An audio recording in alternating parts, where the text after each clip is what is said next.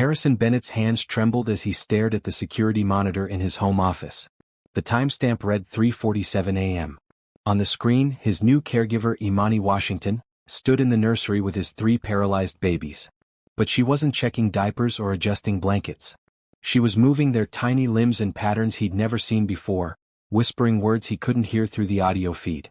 Her hands glided over their small bodies with practiced precision, bending their legs, rotating their arms, pressing gently on their chests. The babies, who usually lay still as dolls, seemed different somehow. Their faces looked peaceful, almost responsive. Harrison leaned closer to the screen, his heart pounding. What was she doing to his children? Was this some kind of ritual? Some strange practice he should have vetted before hiring her? He'd been so desperate when he brought her into his home. 5 caregivers had quit in 3 months. His mother-in-law had threatened to call child services. His company was falling apart. And then Imani had walked through his door in that bright red dress, smiling at his broken family like they were a gift instead of a burden. Now, watching her through the camera lens, Harrison felt ice run through his veins. He'd installed these cameras everywhere after the 4th nanny quit, claiming the job was too depressing. He needed to know his children were safe. He needed to see everything. And now he was seeing something that made no sense. Imani lifted Lucas, his son, the smallest of the triplets. The baby's head lolled to the side just like it always did. Nothing worked below his neck. The doctors had been clear. The birth complications had damaged all 3 children's spinal cords. They would never walk, never feed themselves, never live normal lives. Yet Imani held Lucas like he was made of hope instead of broken nerves and shattered dreams. Harrison's finger hovered over his phone. Should he call the police? Rush to the nursery? Fire her on the spot? But something stopped him. Maybe it was the exhaustion that had become his constant companion. Maybe it was the way his children's faces looked different on the screen, less vacant. Or maybe it was the memory of how Imani had accepted this impossible job without hesitation, asking for nothing extra, just grateful for the chance to help. 3 months earlier, everything had been different. Harrison remembered the hospital room, the bright lights, the doctor's urgent voices. His wife, Catherine, had been so excited about the triplets. They'd painted the nursery together, bought 3 of everything, laughed about the chaos that was coming. But the delivery went wrong. Terribly wrong. Catherine started bleeding. The doctors rushed her to emergency surgery. When they finally brought the babies out, they were blue and still. Minutes without oxygen. Minutes that stole everything. "Mr. Bennett," the doctor had said, his face grave. "Your wife didn't make it. And the babies? The oxygen deprivation caused significant spinal damage. They're alive but they can't move. We're not sure they ever will." Harrison had stood there, holding 3 newborns who couldn't squeeze his fingers back, processing the fact that his wife was dead and his children would never run or play or live the lives Catherine had dreamed for them. The grief hit him like a wave, drowning him, pulling him under until he couldn't breathe. The first month was a blur. His sister Rachel moved in to help. His mother-in-law, Patricia, came over daily, weeping over the babies and shooting Harrison looks that said this was somehow his fault. The first caregiver lasted 2 weeks before quitting. The second made it 3 days. They all said the same thing. It was too sad, too hard, too much responsibility with no hope of improvement. By month 3, Harrison had retreated into work, letting caregivers handle the daily routines while he buried himself in contracts and meetings. But he couldn't escape the guilt. Couldn't stop wondering if he should have noticed something was wrong with Catherine earlier. Couldn't stop seeing his children lying motionless in their cribs, trapped in bodies that wouldn't obey them. Then the 6th caregiver walked out and his assistant mentioned Imani Washington. "She's young," his assistant had warned. 26. No formal credentials. But she studied pediatric therapy techniques on her own. She grew up helping her grandmother with special needs children. She's looking for a chance to prove herself. Harrison had been too tired to care about credentials. He'd interviewed her in his office, expecting another person who would take one look at his children and run. But Imani had walked in wearing that red dress, bright as a sunrise, and smiled at him with genuine warmth. "Mr. Bennett," she'd said, "I heard about your children. I'd like to help if you'll let me." "They're paralyzed," Harrison had said bluntly. "All 3. They can't do anything. The doctors say they never will. Most people can't handle it." "Most people don't understand that babies are always learning," Imani had replied. "Even if their bodies don't work the way we expect. Your children deserve someone who sees their potential, not their limitations." Harrison had hired her on the spot. Now, watching her through the camera, he wondered if he'd made a terrible mistake. Have you ever trusted someone with your most precious treasure, only to question if you made the right choice? What would you do if you saw something that didn't make sense? Drop a comment below and tell me your thoughts. And if you want to find out what Harrison discovers, hit that subscribe button so you don't miss what happens next. Imani placed Lucas back in his crib and moved to Olivia, his daughter with the dark curls. She repeated the same strange movements, her lips moving in words Harrison couldn't hear. Then Isabel, the third triplet. Each time Imani's hands moved with purpose and gentleness, like she was conducting a symphony only she could hear. Harrison grabbed his robe and headed for the nursery. He needed answers. He needed to know what this woman was doing to his children in the middle of the night. The house was silent as he walked through the halls, his bare feet cold on the marble floors. He'd bought this mansion for Catherine, thinking about the family they'd raise here. Now it felt like a museum of broken dreams. He paused outside the nursery door, listening. Imani's voice drifted through, soft and melodic, singing something he didn't recognize. Not a lullaby. Something older, something that sounded like it came from deep roots and old traditions. Harrison's hand touched the doorknob, but he didn't turn it. Not yet. Instead, he stood there listening to her sing to his children. The babies who couldn't respond, couldn't smile back, couldn't give her any sign that her efforts mattered. Yet she sang like they were the most important audience in the world. Like they deserved every bit of love and attention she could give. Something shifted in Harrison's chest. Some small crack in the wall he'd built around his heart. He turned away from the door and walked back to his office. He would watch. He would wait. He would see what Imani Washington was really doing with his children. And if she was helping them, even in some small way he didn't understand, then maybe he'd been right to trust her. Maybe hope wasn't completely dead after all. Back at his desk, Harrison rewound the security footage to the beginning of Imani's shift. He watched her arrive at the nursery at 8 p.m., greeting each baby by name, telling them about her day as if they could understand. She changed their diapers with gentle efficiency, talking the whole time about the weather, the birds she'd seen, the book she was reading. She fed them through their tubes, explaining what each nutrient was for as if teaching them about their own bodies. Then as the hours passed and the house grew quiet, her routine changed. She began the movements he'd seen on the live feed. Careful rotations of tiny joints. Gentle pressure on small muscles.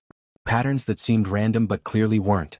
She did this for over an hour, never rushing, never showing frustration when the babies didn't respond. Harrison watched until dawn started to break outside his window. He watched Imani finish her strange therapy session and settle the babies back into their cribs. She stood there for a long moment, looking down at them with an expression of such pure affection that Harrison felt his throat tighten. "You're going to surprise everyone," she whispered to the babies, her voice just barely audible through the audio feed. "I know you are. You just need time and someone who believes in you." She left the nursery as the sun rose, passing by Harrison's office on her way out. He heard her footsteps pause outside his door, then continue down the hallway. A few minutes later, the front door closed softly. Harrison sat back in his chair, exhausted and confused. He had no idea what he'd witnessed. But something in him wanted to believe that Imani Washington knew exactly what she was doing. That maybe, just maybe, she could see something in his children that no one else could. He looked at the family photo on his desk. Catherine smiled back at him, her hand on her pregnant belly, her eyes full of joy and expectation. She'd believed in miracles. She'd believed in love conquering everything. Harrison had lost that faith the day she died.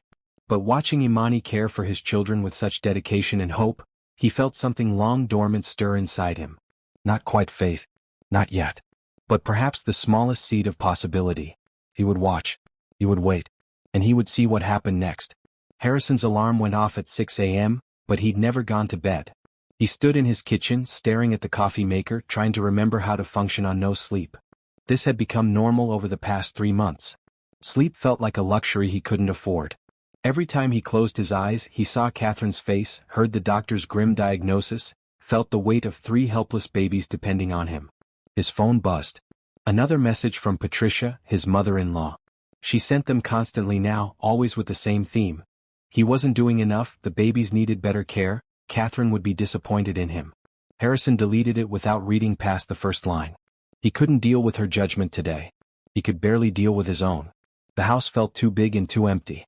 Catherine had loved this place, had spent months decorating each room with care and excitement. Now Harrison walked through it like a ghost, avoiding the nursery Catherine had designed with its cheerful yellow walls and animal murals. He'd had it repainted gray after the babies came home. The yellow felt like a lie.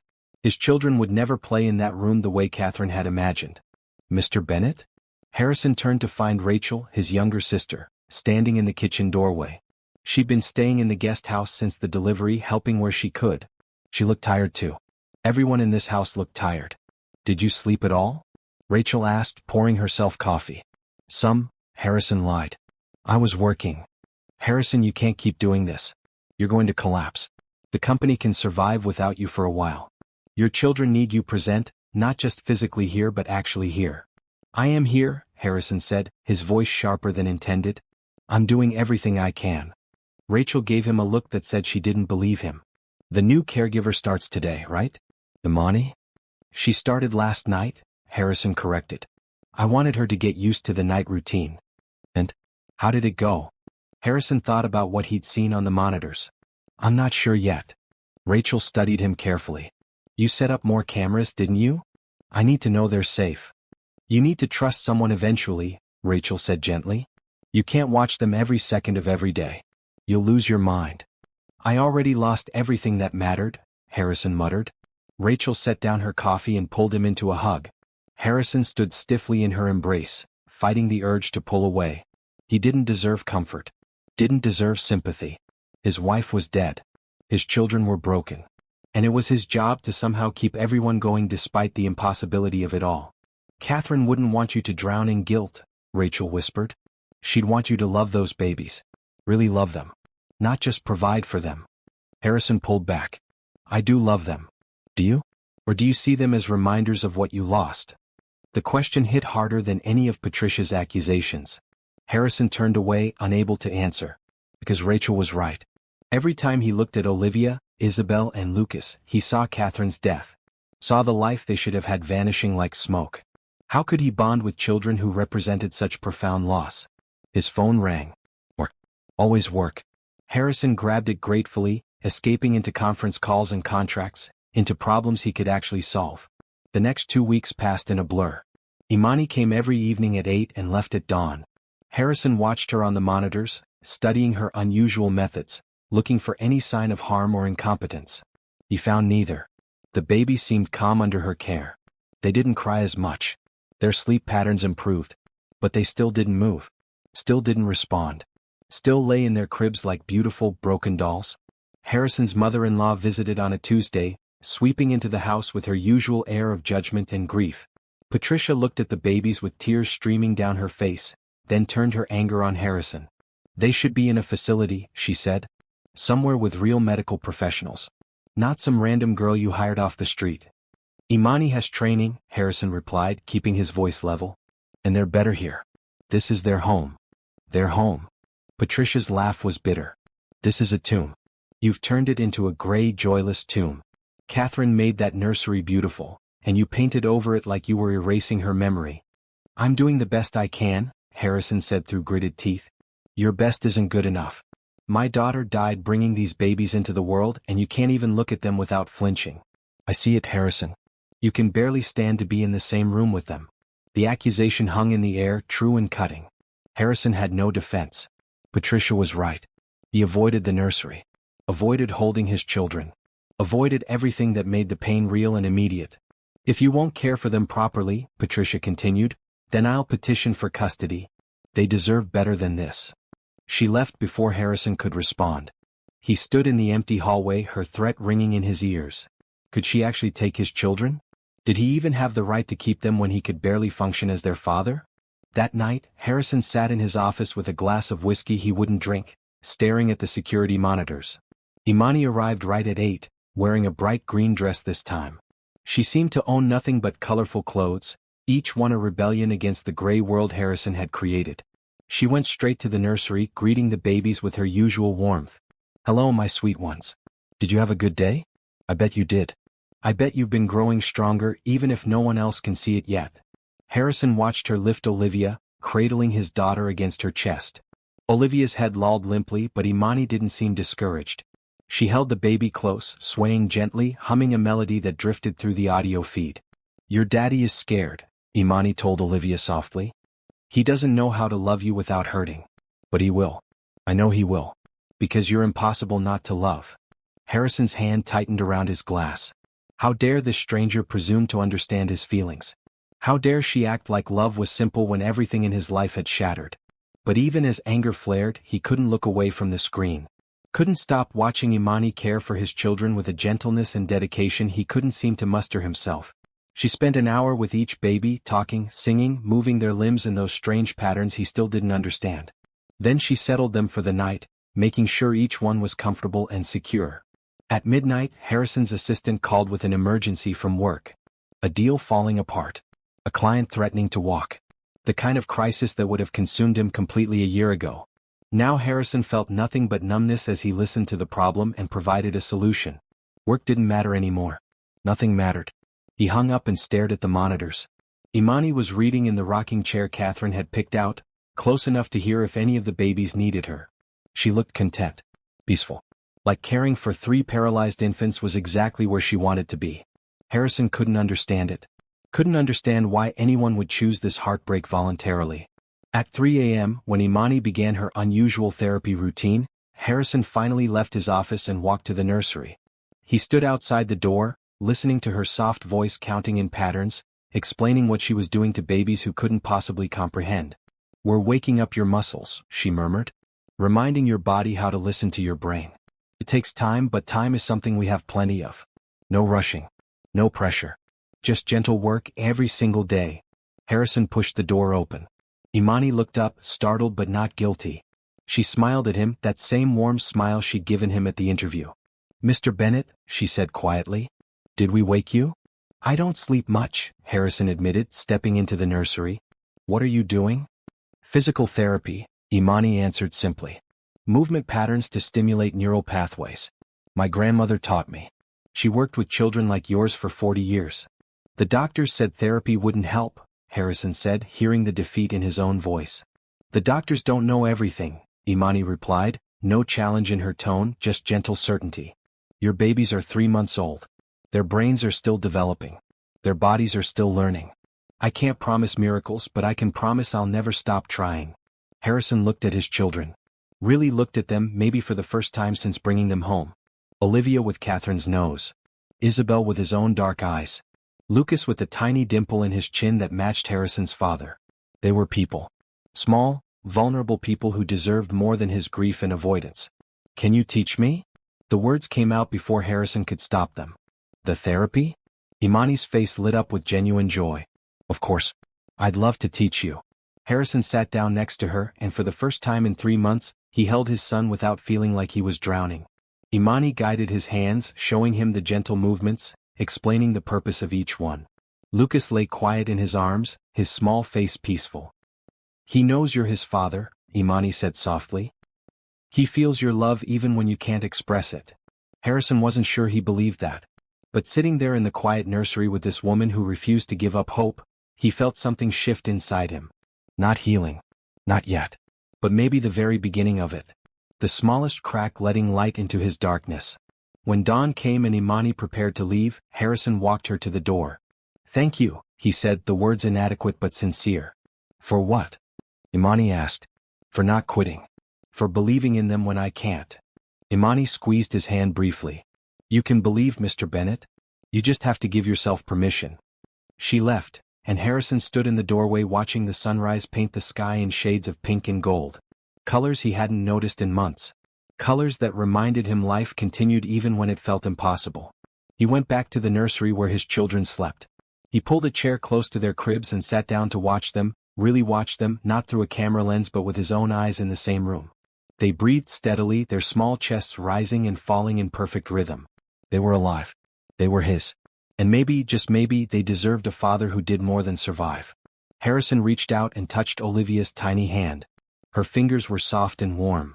She didn't grasp back, couldn't grasp back, but that was okay. He would hold on enough for both of them. For the first time since Catherine died, Harrison felt something other than crushing despair. It wasn't hope, not quite. But it was possibility. And possibility was a start. 3 days after his late-night conversation with Imani, Harrison made a decision. He cleared his schedule, told his assistant to handle everything that wasn't absolutely critical, and prepared to be present. Really present. Not watching through screens but actually participating in his children's lives. Rachel was shocked when he told her. "You're taking time off?" she asked, eyebrows raised. "Actual time off?" "The company can survive without me for a while," Harrison said, echoing her earlier words back to her. "My children need me here." Rachel's eyes filled with tears, but she blinked them away quickly. "Catherine would be so proud of you." The mention of his wife still hurt, a sharp pain in his chest that never quite faded. But Harrison was learning to breathe through it, to let the grief exist without letting it consume him completely. That evening, when Imani arrived in a bright blue dress, Harrison met her at the door instead of retreating to his office. "Mr. Bennett," she said, surprised but pleased. "Is everything all right?" "Everything is fine," Harrison assured her. "I was hoping I could join you tonight. Learn more about what you're doing with the babies." Imani's smile could have lit the whole house. "I would love that." They went to the nursery together. Harrison had spent the afternoon in there, sitting with his children, talking to them awkwardly at first but with growing ease. He told them about their mother, about how much Catherine had wanted them, how excited she'd been. He told them about his own childhood, his parents, the lake house where he'd spent summers as a boy. He talked until his voice grew hoarse, and the babies had listened in their silent way, and Harrison had felt a connection he'd been too afraid to seek before. Now, with Imani there, he watched her begin the evening routine. She checked each baby carefully, not just for obvious needs but for subtle signs of discomfort or distress. She adjusted Isabel's position slightly, noting that the baby seemed to prefer lying with her head turned to the left. She hummed while changing Lucas's diaper, telling him about the flowers she'd seen blooming in the garden. She held Olivia close and described the sunset, painting pictures with words for a child who couldn't see the window from her crib. "You treat them like they understand everything," Harrison observed. "Because they do," Imani replied simply. "Maybe not the exact words but the intent behind them. Babies know when they're loved, when they matter. Your children have been through so much already. They deserve to know they're valued." Harrison thought about the months he'd spent avoiding them, treating their care as a task to be managed rather than a relationship to be built. Shame washed over him, but Imani seemed to sense his thoughts. "You're here now," she said gently. "That's what matters. Not yesterday or last month. Right now." She showed him how to do the feeding tubes properly, how to position each baby to prevent discomfort. Then came the physical therapy. Imani was patient and thorough, demonstrating each movement multiple times until Harrison felt confident enough to try himself. "Like this?" he asked, carefully rotating Lucas's tiny ankle. "Perfect," Imani encouraged. "You're a natural." Harrison doubted that, but he appreciated her kindness. They worked in comfortable silence for a while, the only sounds the baby's quiet breathing and the soft music Imani played from her phone. It was peaceful in a way Harrison hadn't experienced since before Catherine got pregnant. Not the peace of numbness but the peace of purpose. "Can I ask you something?" Harrison said after a while. "Of course. Why did you take this job?" "Most people run from situations like this. They can't handle the sadness, the lack of progress. But you walked in like it was exactly what you wanted." Imani was quiet for a moment, her hands gentle on Isabel's legs. "I had a younger brother," she finally said. "His name was Jordan. He was born with a degenerative muscle disease. Doctors said he wouldn't live past 5 years old. Everyone looked at him and saw tragedy. But my grandmother, she saw a child who deserved love and joy for however long he had." "What happened to him?" Harrison asked softly.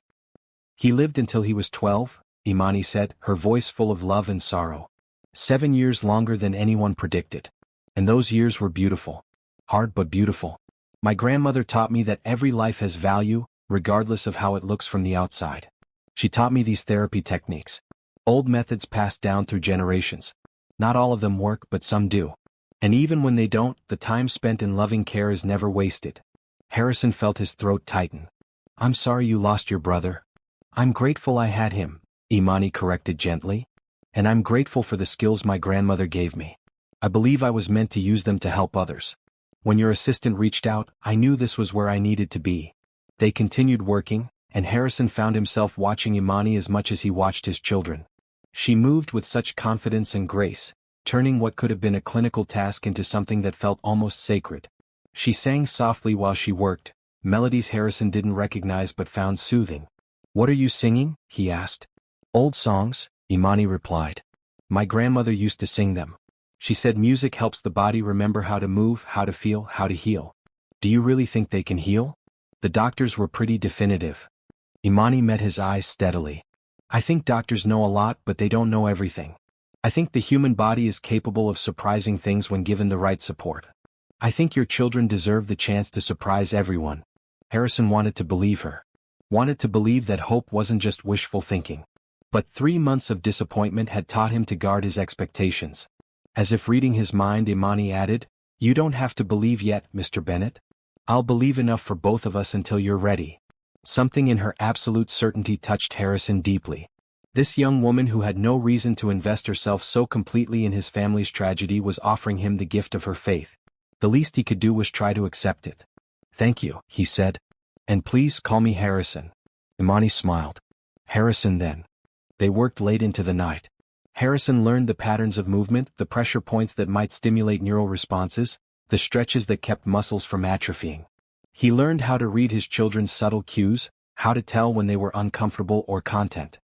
He learned that Isabel responded to touch on her left side more than her right, that Lucas seemed to relax when he heard Imani's voice, that Olivia's breathing changed when someone sang to her. At 2 a.m., Rachel knocked softly on the nursery door. "I'm heading to bed," she said, then stopped when she saw Harrison sitting on the floor with Lucas in his arms while Imani worked with the girls. "Oh, this is new." "This is good," Harrison corrected. Rachel's eyes filled with tears again, but this time she let them fall. "Yes, this is very good. Good night." After she left, Imani glanced at Harrison. "Your sister loves you very much." "She's been my rock through all of this," Harrison admitted. "I don't know what I would have done without her." "You have good people around you," Imani observed. "That's important. Nobody can survive tragedy alone." "I've been trying to," Harrison said quietly. "I thought it was my burden to carry. My fault to bear." "Catherine's death wasn't your fault," Imani said firmly. "Birth complications happen. Tragic, unfair things happen. But punishing yourself doesn't honor her memory. Living fully, loving your children completely, that's how you honor her." Harrison blinked back unexpected tears. "You didn't even know her. I know she loved you. I know she wanted these babies. I know she'd want you to be happy again eventually. That's not betraying her. That's celebrating the life and love you shared." Harrison had to look away, overwhelmed by emotions he'd been suppressing for months. Grief, yes, but also gratitude. Gratitude that this stranger had walked into his life and refused to let him drown in despair. Gratitude that someone believed his children deserved more than pity. Gratitude that he wasn't alone in this anymore. They finished the therapy session in comfortable silence. When all 3 babies were settled and sleeping peacefully, Imani gathered her things to leave. "Same time tomorrow?" she asked. "Same time," Harrison confirmed. "And Imani? I'm glad you're here." Her smile was radiant. "So am I, Harrison. So am I." After she left, Harrison didn't retreat to his office. Instead, he pulled the rocking chair close to the cribs and sat down to watch his children sleep. Their faces were peaceful, innocent, beautiful. They looked like Catherine. They looked like hope. Harrison didn't know if they would ever walk or talk or live independent lives. The doctor's predictions weighed heavily on him. But for the first time since their birth, he thought maybe those predictions didn't have to define their entire future. Maybe there was room for something unexpected. Something better. He thought about Imani's brother, about those 7 extra years that defied medical expectations. He thought about his grandmother's old techniques, passed down through generations. He thought about the way his children seemed calmer, more at peace since Imani started caring for them. Maybe miracles didn't look the way people expected. Maybe miracles were small and quiet, happening in the everyday moments of love and dedication. Maybe miracles were beautiful young women in bright dresses who refused to accept that some lives were beyond help. Harrison reached out and touched each of his children, one gentle hand on each crib. "I'm here now," he whispered to them. "I'm sorry it took me so long. But I'm here and I'm not leaving. We're going to get through this together." The babies slept on, unaware of their father's promise. But Harrison felt the words settle into his heart like a vow. He would be present. He would learn. He would love these children the way they deserved to be loved. And maybe, just maybe, something beautiful would come from all this pain. Dawn was breaking when Harrison finally left the nursery. The sky was painted in shades of orange and pink, colors that reminded him of hope and new beginnings. He stood at the window watching the light spread across his property, feeling something shift inside him. Life wasn't over. It was different than he'd planned, harder than he'd imagined, but it wasn't over. Catherine would want him to keep going. She'd want their children to have a father who showed up, who tried, who didn't let grief steal his capacity for joy. Harrison made coffee and sat at the kitchen table thinking about the day ahead. He had calls to make, work to delegate, a schedule to rearrange so he could spend more time in the nursery. He had a mother-in-law to call and reassure, a sister to thank properly, a life to rebuild around his new reality. But mostly he had 3 children who needed him, who deserved his best effort, his fullest presence, his unconditional love. And with Imani's help, he was finally ready to give them that. The sun rose fully, flooding the kitchen with light. Harrison lifted his coffee cup in a silent toast to Catherine, to their children, to second chances and unexpected grace. Then he finished his coffee and went upstairs to shower and prepare for the day. A new day. A better day. A day of showing up and trying and maybe, eventually, healing. 2 weeks passed in a rhythm Harrison had never expected to find comforting. Every evening at 8, Imani arrived in another bright dress, yellow or orange or purple, each one a splash of color against the gray world Harrison had created. Every evening he met her at the door and they went together to the nursery, where they spent hours caring for his children with growing confidence and connection.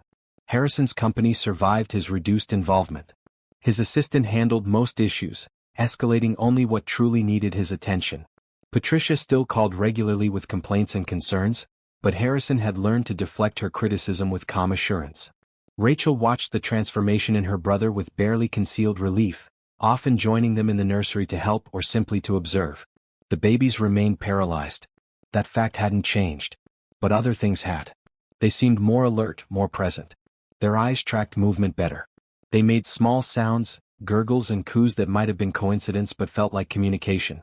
Harrison had stopped expecting dramatic improvements and instead learned to appreciate tiny shifts, subtle changes that might mean something or might mean nothing. Imani never lost faith.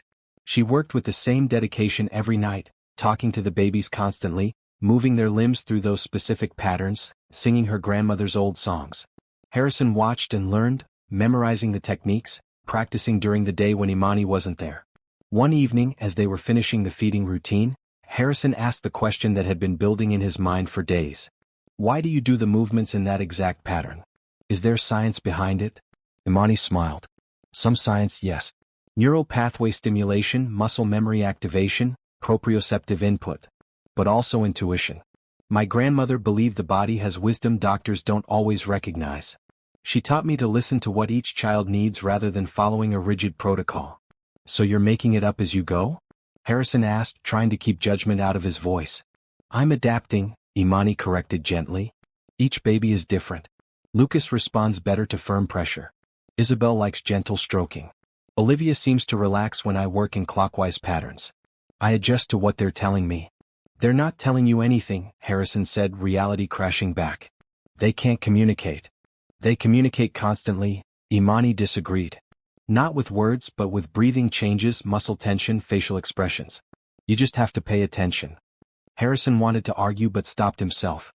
He'd seen Imani work enough to know she wasn't imagining things. She did adjust her approach for each child. She did seem to read their needs before they became obvious. Whether that was skill or intuition or something else entirely, it clearly worked. The babies were calmer under her care than they'd ever been with previous caregivers. That night, Rachel joined them in the nursery around 10. She'd been out with friends, something Harrison had encouraged despite her reluctance to leave him alone. She needed a life beyond his tragedy. They all did. How are my favorite nieces and nephew? Rachel asked, bending over the cribs to smile at each baby. Growing stronger every day, Imani said with her usual optimism. Rachel shot Harrison a look that clearly said, Is she serious?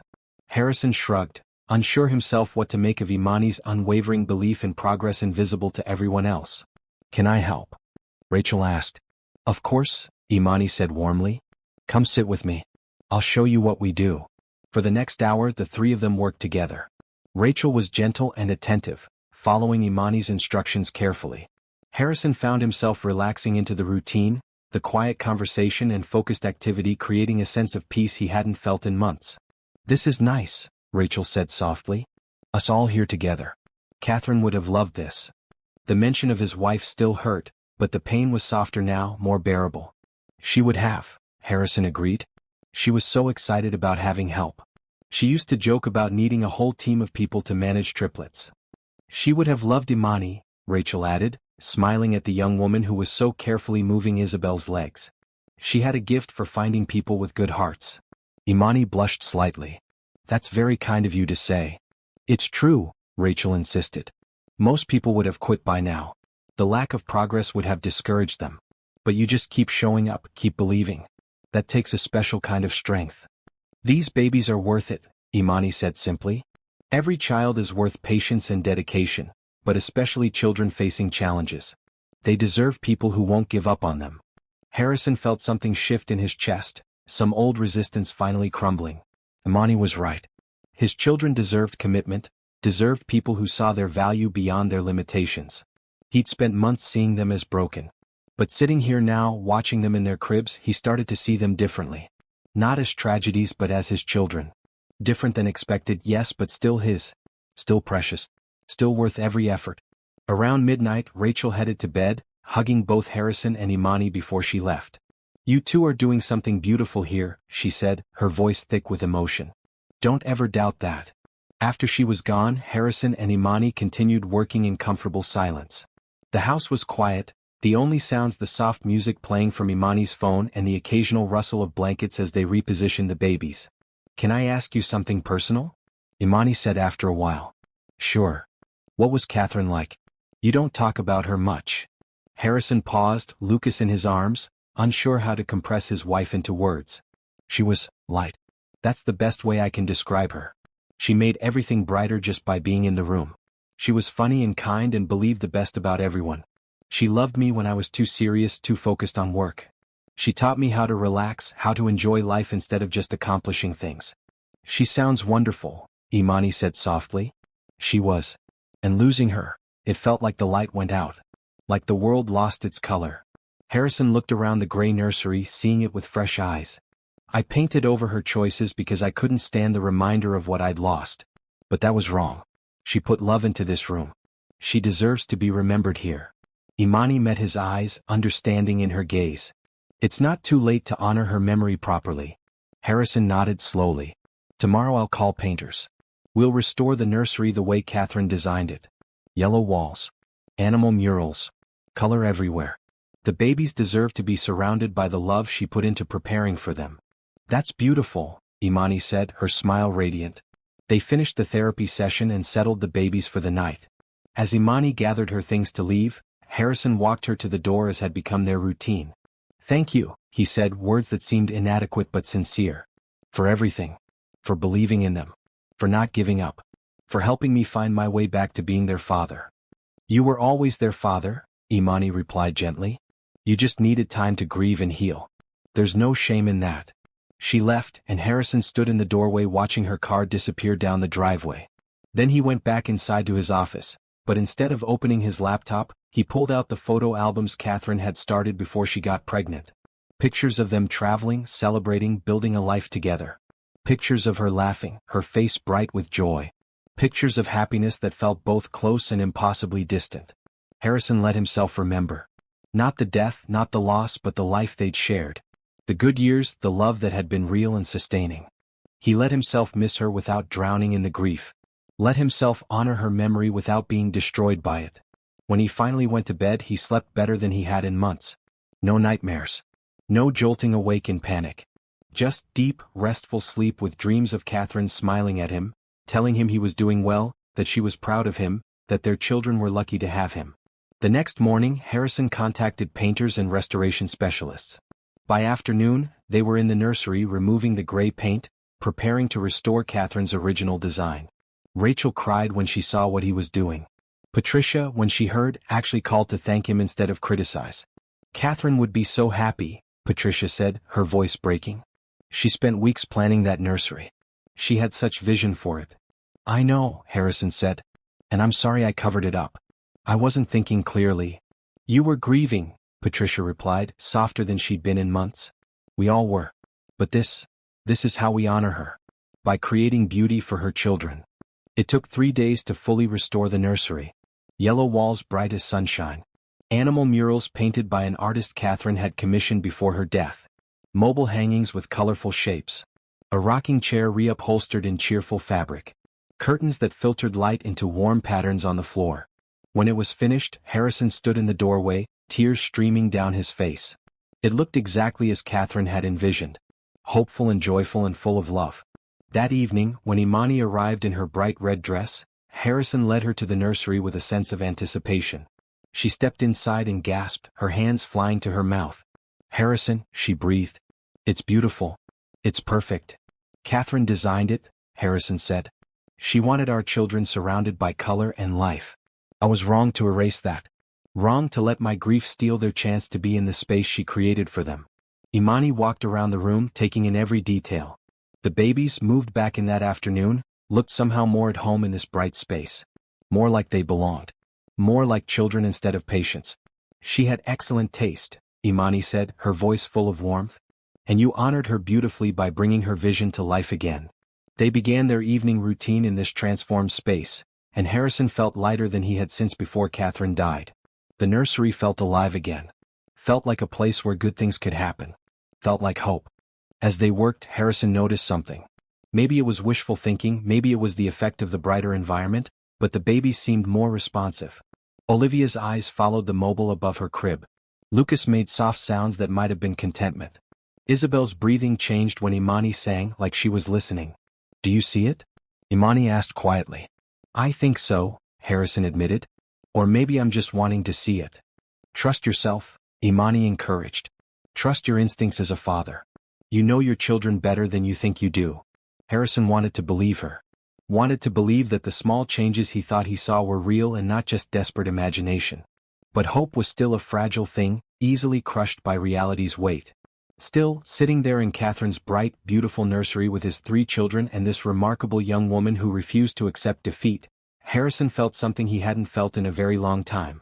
He felt like maybe, possibly, things could get better. Not perfect. Not the life he'd planned. But better than he'd feared. And better was enough. For now, better was more than enough. 3 weeks into Imani's care, on a Tuesday night at precisely 11:43 p.m., something happened that Harrison would never forget. He was sitting on the floor with Lucas in his lap, gently moving his son's arms in the patterns Imani had taught him. Imani was working with the girls, her voice soft as she sang one of her grandmother's songs. Rachel had gone to bed an hour ago. The house was quiet and peaceful. Harrison shifted Lucas slightly, adjusting his position to better support the baby's head. As he did, he felt it. The smallest flutter against his palm. A movement that didn't come from him. Harrison froze. His heart stopped. His breath caught. Lucas's finger had moved. Just the tiniest twitch, barely perceptible, but Harrison had felt it. Definite and real. "Imani," he whispered, afraid to speak too loudly, afraid to break whatever magic had just happened. "Imani, I felt something." Imani looked up immediately, reading the shock in his face. She set Isabel down carefully and came to kneel beside Harrison. "What did you feel?" His finger moved. Just a little, but it moved. "Show me exactly what you were doing," Imani instructed, her voice calm but intent. Harrison repeated the motion, gently pressing on Lucas's palm while rotating his tiny wrist. Nothing happened. He tried again. Still nothing. Disappointment started to creep in. Maybe he'd imagined it. Maybe it was just wishful thinking. "One more time," Imani encouraged. "Babies learn through repetition." Harrison tried again, his hands shaking slightly. And there it was. Lucas's index finger curled, just barely but undeniably on purpose. A movement that came from him, not from external manipulation. Harrison made a sound between a laugh and a sob. He moved. He actually moved. Imani's eyes filled with tears, but her smile was triumphant. "I knew it. I knew they could do it. Their bodies just needed time to remember how." "But the doctors said," Harrison started. "The doctors were wrong," Imani said firmly but gently. "Not about everything. The spinal damage is real. But they underestimated these babies' capacity to adapt. The brain can find new pathways. Bodies can heal in unexpected ways. Your son just proved that." Harrison looked down at Lucas, this tiny human who had just accomplished something the medical establishment said was impossible. Lucas's face was peaceful, unaware that he'd just changed everything. Unaware that he'd just given his father the first real hope since the day he was born. "Should we call the doctor?" Harrison asked, his mind racing. "In the morning," Imani said. "Right now, let's just celebrate this moment. Let's acknowledge what Lucas just did without immediately handing it over to skeptics who will try to explain it away as a reflex." Harrison nodded, understanding her caution. He'd read enough medical reports, heard enough grim predictions. He knew doctors would want to observe, to test, to potentially dismiss this tiny miracle as something less significant than it felt. But sitting there with his son, having felt that small but definite movement, Harrison knew it was real. Knew it meant something. Knew it changed everything. They continued the therapy session with renewed focus. Harrison worked with Lucas, repeating the sequence that had triggered the movement, hoping for more. Imani worked with the girls, her techniques careful and patient as always. The nursery felt charged with new possibility, new hope. An hour later, Lucas moved his finger again. Then again. By the time Imani prepared to leave at dawn, Lucas had demonstrated intentional finger movement 5 times. Not much, not enough to change his daily care needs, but enough to prove his brain and body were capable of more than anyone had predicted. Harrison walked Imani to the door, his steps lighter than they'd been in months. "Thank you," he said, the words carrying weight beyond gratitude. "Thank you for believing when I couldn't. For seeing potential where I saw only tragedy." Imani squeezed his hand. "This is just the beginning, Harrison. Trust me. This is just the beginning." After she left, Harrison stood in the hallway, processing what had happened. He thought about calling Rachel, waking her up to share the news. He thought about calling Patricia, about sending messages to everyone who doubted and despaired. But instead, he went back to the nursery and sat with his children, watching them sleep, letting joy and hope wash over him in quiet waves. Lucas had moved. His son had moved. It was small, yes. It might not lead to anything more, yes. But it was something. It was proof that the impossible wasn't quite as impossible as everyone had claimed. Harrison reached out and touched each of his children, his heart full of emotion he couldn't name. Love, yes. But also wonder. Gratitude. Hope. So much hope. When Rachel came downstairs at 7, she found Harrison still in the nursery, sitting on the floor, staring at Lucas with an expression she hadn't seen on his face in months. "Harrison? What's wrong? You look..." Lucas moved, Harrison interrupted, his voice breaking. "His finger. He moved it on purpose. Multiple times. Imani and I both saw it." Rachel's hand flew to her mouth. She sank onto the floor next to her brother, staring at her tiny nephew. "Are you sure? It wasn't just a spasm or reflex." "I'm sure," Harrison said. "It was deliberate. It happened when we were doing specific therapy movements. It was real, Rachel." Rachel started crying, happy tears that she didn't bother to hide. "I can't believe it. The doctors were so certain. They said it would never happen." "The doctors were wrong," Harrison said, feeling strength in those words. "Imani was right. The babies just needed time and the right kind of care."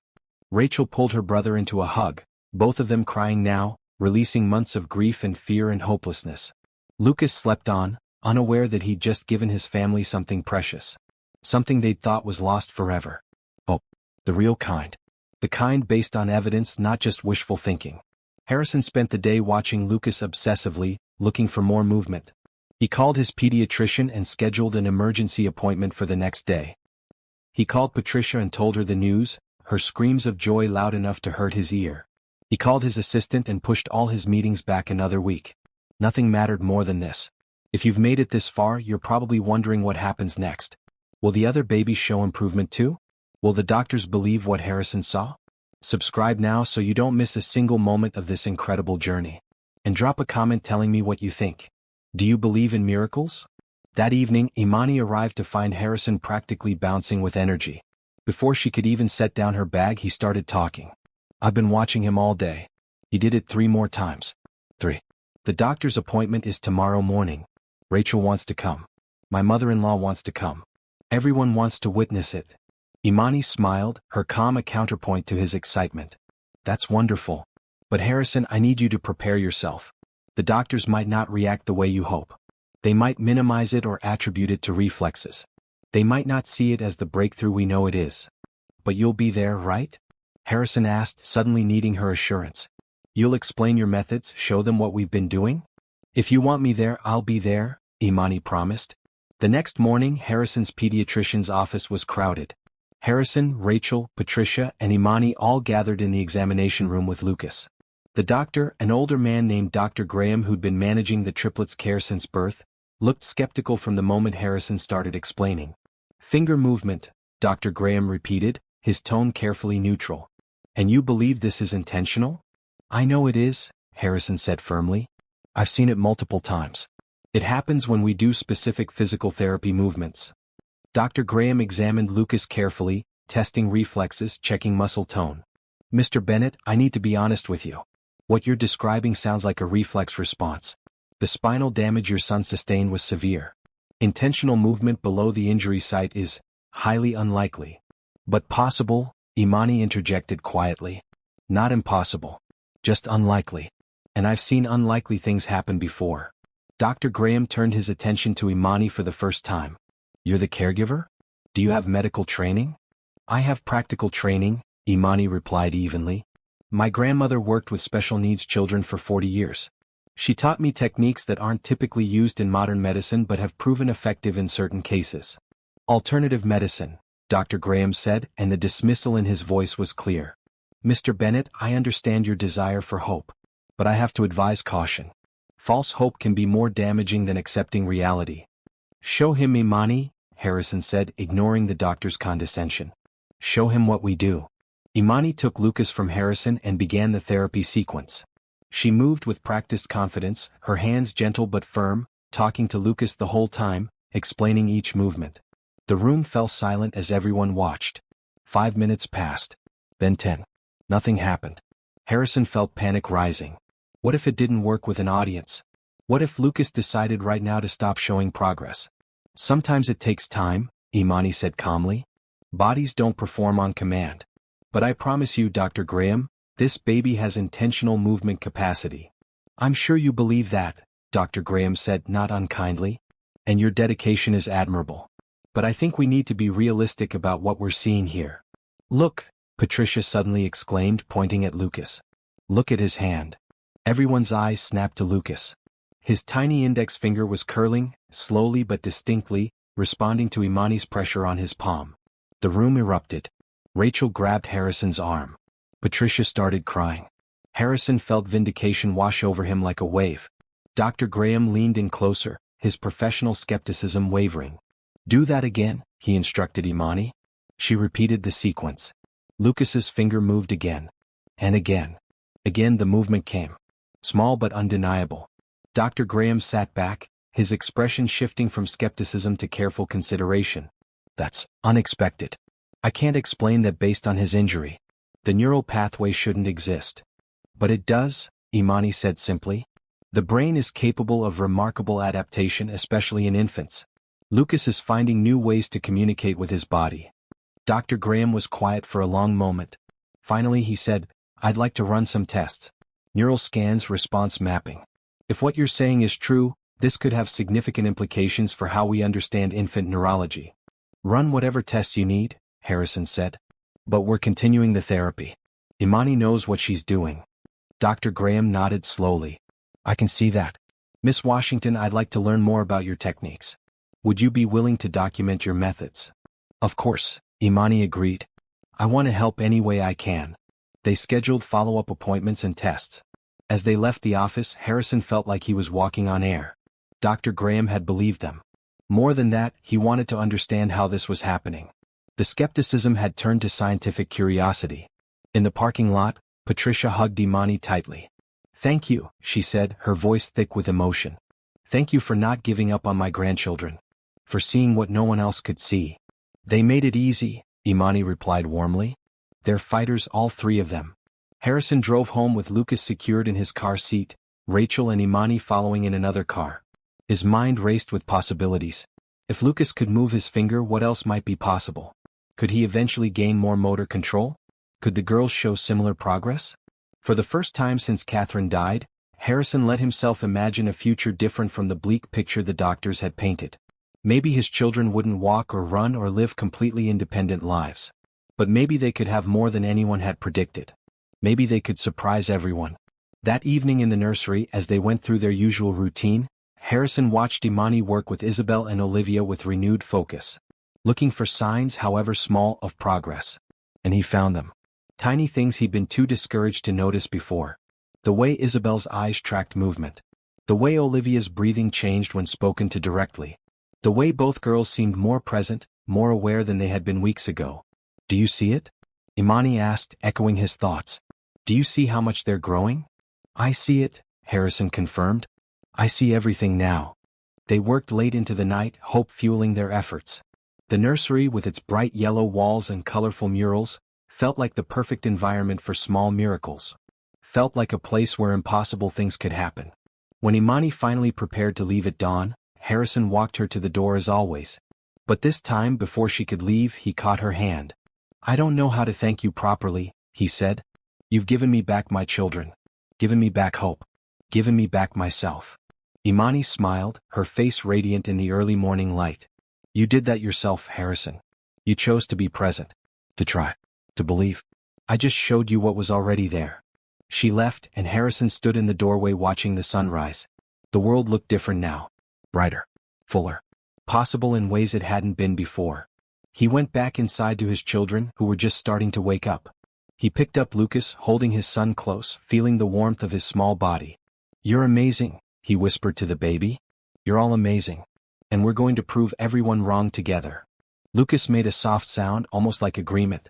Harrison smiled, tears streaming down his face. Happy tears. Grateful tears. Tears of a father who'd been given an unexpected gift. Hope. Real, tangible, evidence-based hope. And it was the most beautiful thing he'd ever received. The weeks following Lucas's breakthrough passed in a blur of medical appointments, therapy sessions, and growing connection. Dr. Graham ran extensive tests on all three babies, documenting their neural responses and physical capabilities. While the results couldn't fully explain how Lucas was moving his finger, they did show unusual patterns of brain activity that suggested adaptation was occurring. "The brain is still largely a mystery," Dr. Graham admitted during one appointment. "We understand some pathways, but infant neurology, especially in cases of trauma, can surprise us. What you're doing with physical therapy seems to be stimulating growth we didn't think was possible." Harrison took satisfaction in the doctor's revised opinion, but he didn't gloat. He simply focused on what mattered: his children and their care. As the calendar turned to May, spring brought warmth and renewal. The garden that Catherine had loved so much burst into bloom. Harrison found himself spending mornings outside with the babies, talking to them about the flowers, the birds, the changing weather. Things he would have dismissed as pointless before. Now he understood that every experience, every word, every moment of engagement mattered. Imani continued arriving each evening in her signature bright dresses, now often in cheerful florals that matched the spring season. Harrison found himself looking forward to her arrival with an anticipation that went beyond just the therapy she provided. He enjoyed her company, her optimism, her gentle wisdom. She made the hard work feel less like a burden and more like a shared purpose. One evening in mid-May, after they'd settled the babies for the night, Imani and Harrison sat in the rocking chairs Catherine had picked out, drinking tea and talking quietly. Rachel had gone to visit friends and the house was peaceful. "Can I ask you something?" Harrison said, breaking a comfortable silence. "Always," Imani replied. "Why haven't you ever mentioned having a life outside this house? You're here every night. Do you have friends? Family? Someone special?" Imani smiled, a hint of sadness in her expression. "I have family. My parents live across town. I see them when I can. As for someone special, no. There was someone once, but he didn't understand my calling. He thought working with special needs children was too depressing, too limiting. We wanted different things." "I'm sorry," Harrison said. "Don't be. It taught me what I need in a partner. Someone who understands that love isn't just about happiness and ease. Sometimes love is showing up when things are hard. Being present even when there's no obvious reward." Harrison felt those words settle into his chest. That's exactly what Imani had been doing for his family. Showing up. Being present. Loving his children without expecting anything in return. "You're remarkable," he said quietly. "I hope you know that." Imani blushed, looking down at her tea. "I'm just doing what feels right." "No," Harrison insisted. "You're doing more than that. You're saving us. All of us. I was drowning before you came. Couldn't see past my grief. Couldn't connect with my children. You showed me how to be their father again." "You were always their father," Imani said gently. "You just needed time to find your way." They sat in silence for a moment, something unspoken hanging in the air between them. Harrison felt it, a pull toward this woman who'd walked into his life during his darkest time. But he wasn't sure if what he felt was real or just gratitude, if he was ready for anything beyond the fragile stability they'd built together. As if sensing his confusion, Imani changed the subject. "Tell me more about Catherine. What did she like to do?" Harrison smiled, grateful for the redirect. "She loved gardening. Loved getting her hands dirty and watching things grow. She said it was proof that beautiful things could come from small beginnings. She'd spend hours out there planning and planting, talking to the plants like they were her children. She sounds wonderful, Imani said warmly. She was. And I think she'd like you. You have the same kind of optimism. The same belief in possibilities. I hope I would have lived up to her standards, Imani replied. You do, Harrison said firmly. You exceed them. Over the following weeks, their conversations deepened. Harrison shared stories about his life before tragedy, his hopes and dreams, his fears and failures. Imani shared her own history, her brother's illness, her grandmother's teachings, her belief that every life has purpose and value regardless of circumstances. They worked together seamlessly now, anticipating each other's needs, finishing each other's sentences. The triplets responded to their combined care with continued progress. Lucas now moved 3 fingers intentionally. Isabel had started making eye contact more consistently. Olivia's muscle tone was improving, her body less rigid. Dr. Graham documented everything, fascinated by the progress. He'd brought in specialists, neurologists who couldn't quite explain what they were seeing but couldn't deny its reality. The medical community was starting to pay attention to Harrison's children, to Imani's methods, to the possibility that recovery might look different than traditional medicine expected. One evening in early June, as warm summer air drifted through open windows, Harrison found himself watching Imani more than usual. She was wearing a bright yellow dress, her hair pulled back in a colorful scarf, her face glowing with concentration as she worked with Isabel. She was beautiful, Harrison realized. Not just physically, though she was certainly that. But beautiful in her spirit, her dedication, her capacity for hope and love. And he was falling for her. The realization hit him with surprising force. Somewhere between despair and hope, between grief and healing, he developed feelings that went far beyond gratitude or admiration. He cared about Imani Washington in ways that had nothing to do with his children's care and everything to do with who she was as a person. But was it too soon? Catherine had been gone less than 6 months. Was he betraying her memory by developing feelings for someone else? Was he confusing gratitude with love? Harrison wrestled with these questions as the evening progressed. Imani seemed to sense something was different, shooting him concerned glances but not pressing when he didn't explain. After the babies were settled, as they sat together in the nursery's rocking chairs with their usual tea, Imani finally asked, "Are you okay? You've been quiet tonight." Harrison took a deep breath, deciding to be honest. "I've been thinking about you. About us. About what this is becoming." Imani set down her tea, giving him her full attention. "And what is this becoming, Harrison?" "I don't know," he admitted. "I know I look forward to seeing you every day. I know I think about you when you're not here.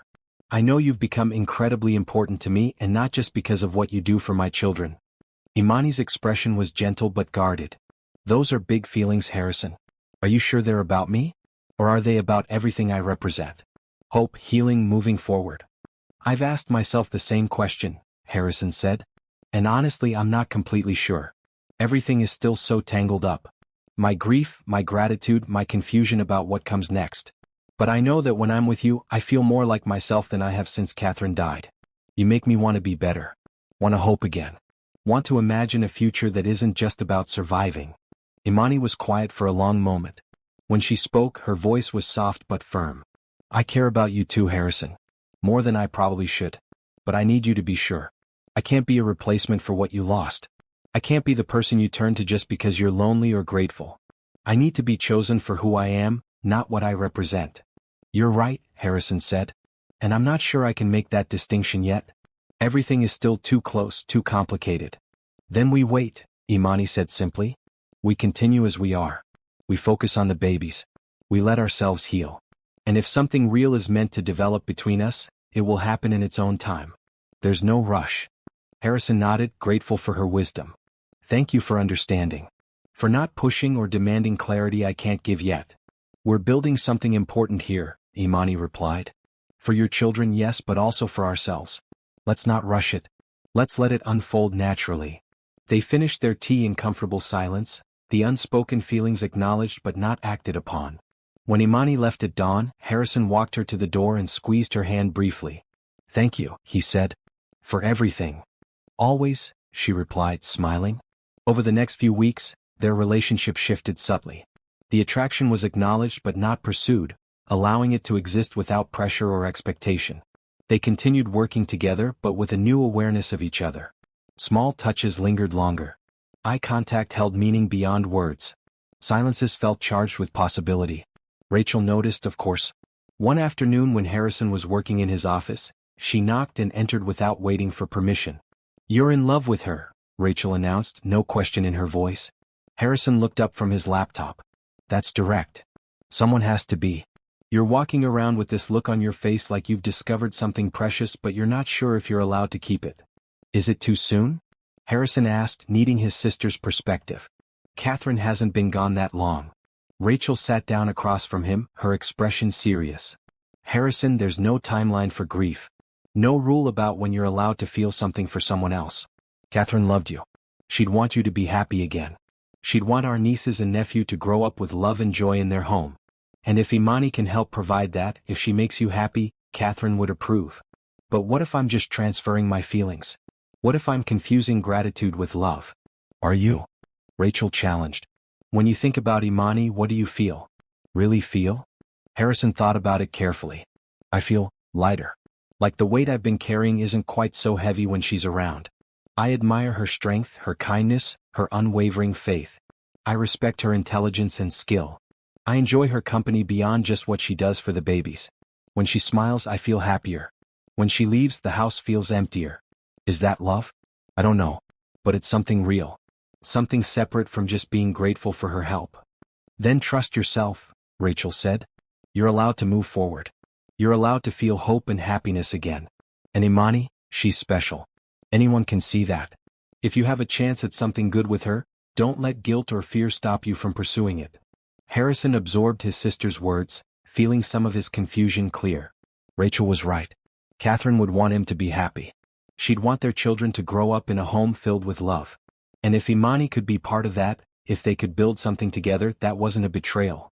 It was healing. That evening, when Imani arrived in a bright purple dress, Harrison greeted her with new resolve. He didn't declare his feelings or rush into anything. But he let himself be present to the possibility. Let himself appreciate her without guilt.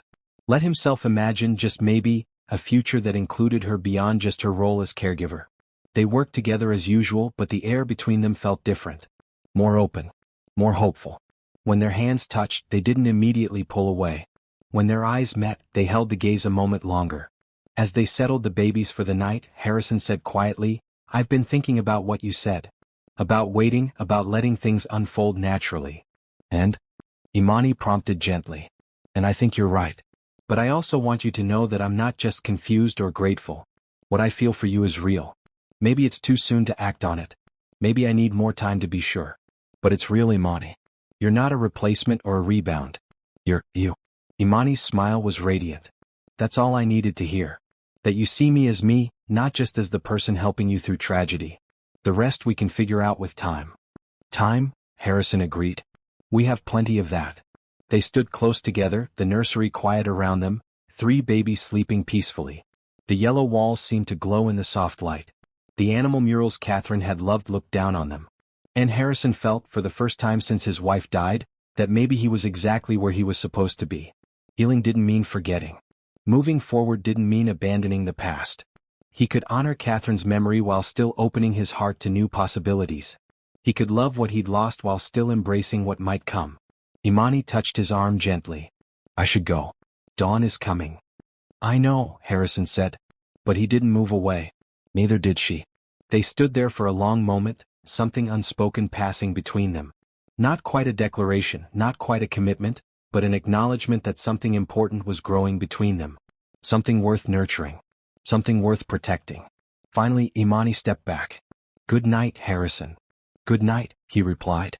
She left, and Harrison remained in the nursery with his children. He looked at each of them, these small humans who'd brought Imani into his life. They were the reason she'd come. But increasingly, she was the reason he felt like living again.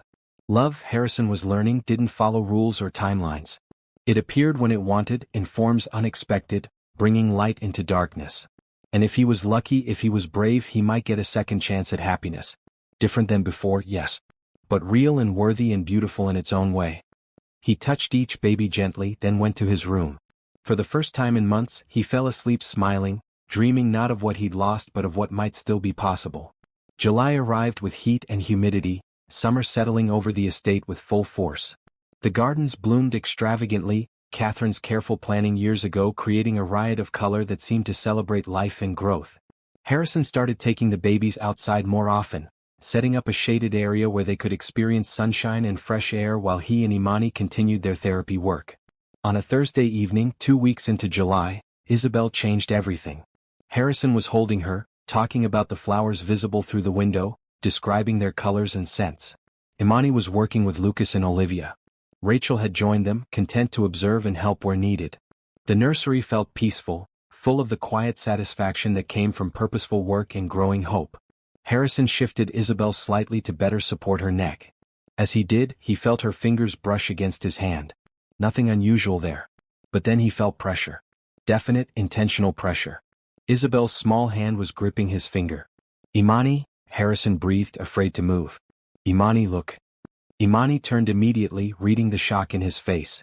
She came closer, examining Isabel's hand. The baby's fingers were wrapped around Harrison's finger, not just touching but gripping with obvious purpose. "Isabel," Imani whispered, wonder in her voice. "Sweet girl, you're holding on." Rachel came closer too, her hand over her mouth. "Is she really? Is it intentional?" Harrison slowly tried to pull his finger away. Isabel's grip tightened, resisting the movement. Then, even more remarkably, she turned her head slightly toward him. The movement was small, but it was there. Clear and undeniable. "She knows you're her father," Imani said, tears streaming down her face. "She's responding to you, Harrison. She knows you." Harrison felt his throat close with emotion. For 4 months, his children had been unable to acknowledge him in any meaningful way. They couldn't smile, couldn't reach for him, couldn't give any sign that they knew who he was. But now Isabel was gripping his finger and turning toward him. Small gestures, yes, but profound in their meaning. "Hi, baby girl," Harrison whispered, his voice breaking. "I'm here. Daddy's here." Isabel's grip tightened again as if answering. Harrison pulled her close to his chest, tears flowing freely now. Rachel was crying too, and Imani, her face glowing with the joy of witnessing something she'd believed in but others had doubted. They spent the next hour testing Isabel's responses, documenting everything. She could grip and release on command. She could turn her head toward voices. Her eyes tracked movement more consistently than before. The improvements weren't dramatic, but they were real and measurable. "This is incredible," Rachel said, filming everything on her phone. "Dr. Graham has to see this." They called the doctor immediately, despite the late hour. Dr. Graham, to his credit, answered and listened carefully to Harrison's excited explanation. "Bring her in first thing tomorrow morning," he said. "I want to run full assessments. If what you're describing is accurate, this could change how we understand infant spinal injury recovery." That night, after Imani left and Rachel went to bed, Harrison sat in the nursery with his 3 children. He held Isabel close, marveling at her new capabilities. Then he held Lucas, who continued his finger movements. Then Olivia, who seemed more alert than she'd been weeks ago even without dramatic breakthroughs. "You're all fighters," Harrison told them. "Every single one of you. And we're going to keep fighting together. Keep working. Keep believing." The next morning, Dr. Graham's office was full again. Not just with Harrison's family, but with specialists he'd called in.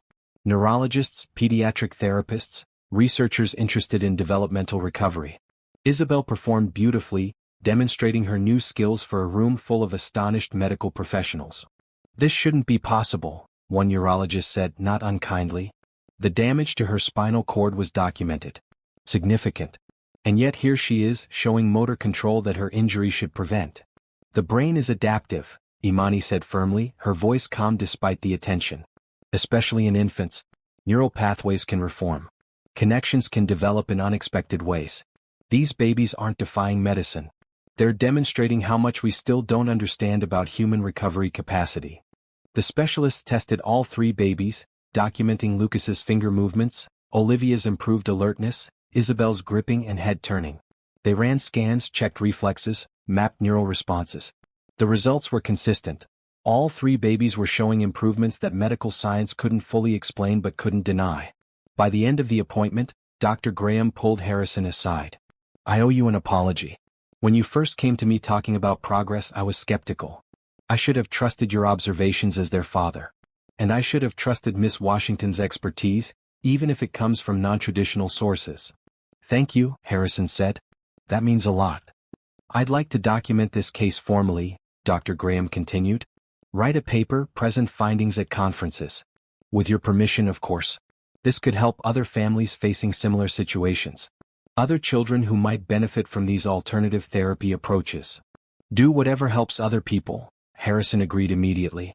If our story can give other families hope, share it freely. The news spread quickly. By that evening, Harrison's phone was ringing constantly. Media outlets wanting interviews. Medical facilities requesting information. Other parents of children with spinal injuries asking for help, for hope, for the name of the miracle worker who'd made the impossible possible. Harrison fielded calls while Imani worked with the babies as usual, seemingly unfazed by the attention. When he finally joined her in the nursery, he found her singing to Olivia, her voice gentle and soothing. "You know you're about to become famous?" Harrison said. "Everyone wants to know about your methods, your techniques, your grandmother's wisdom." Imani shrugged, smiling. "I'm not interested in fame. I'm interested in helping children. If sharing what I know can do that, wonderful. But I'm not looking for recognition or glory." "You deserve both," Harrison insisted. "What you've done for my family, for my children, it's extraordinary." "What we've done together," Imani corrected. "You did the hard work, Harrison. You chose to be present. You chose to believe. You chose to put in the hours, the effort, the emotional investment. I just showed you the path. You walked it yourself." Harrison shook his head, but he was smiling. "Always so humble. Can't you just accept that you're amazing?" "I'm doing what I'm meant to do," Imani replied. "That doesn't make me amazing. Just purposeful." Over the following weeks, the attention intensified. Reporters came to the house. Camera crews filmed the nursery, the therapy sessions, the babies demonstrating their new skills. Harrison gave interviews, always making sure to credit both Imani and his children's own fighting spirits. Imani gave interviews too, though reluctantly, explaining her grandmother's techniques and her belief in the body's capacity for adaptation and healing.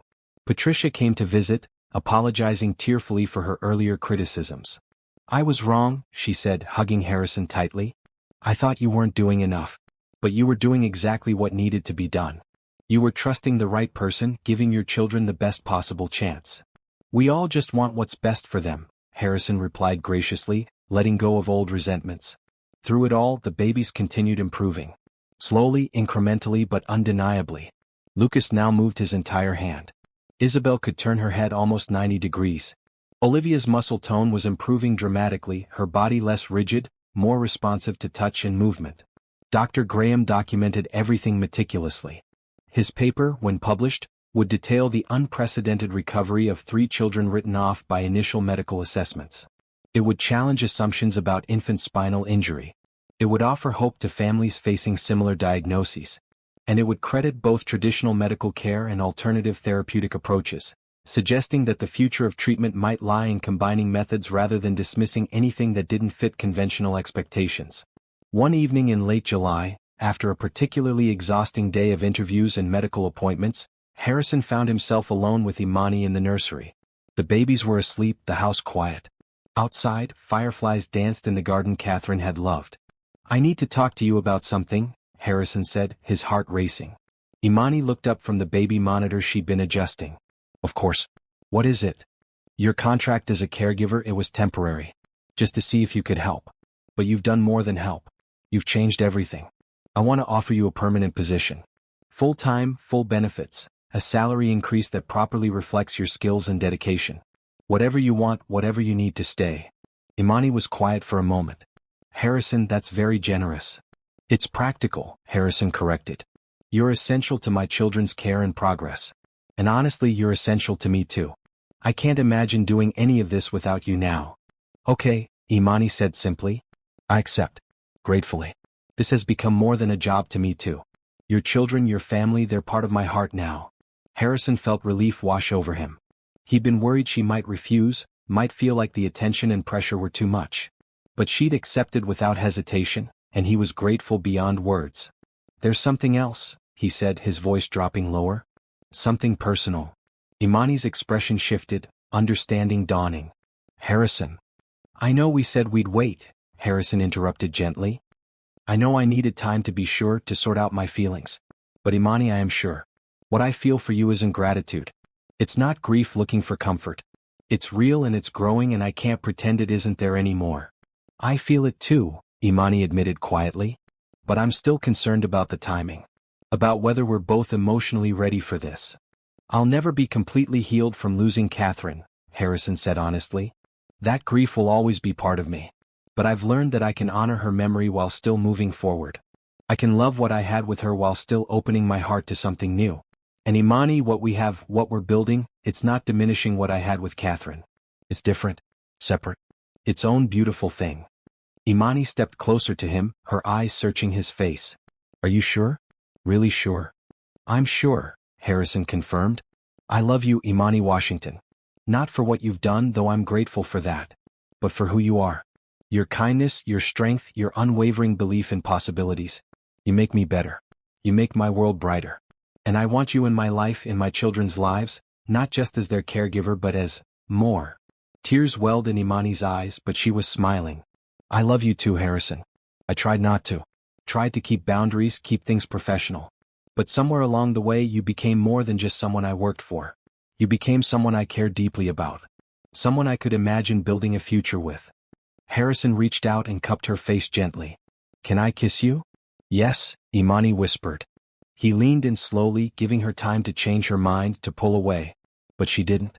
Their lips met softly, tentatively at first, then with growing certainty. The kiss was sweet and full of promise, a beginning rather than a culmination. When they pulled apart, both were smiling through tears. This doesn't change anything with the babies, Imani said. Their care comes first. Always, Harrison agreed. But it matters too. We're allowed to have this.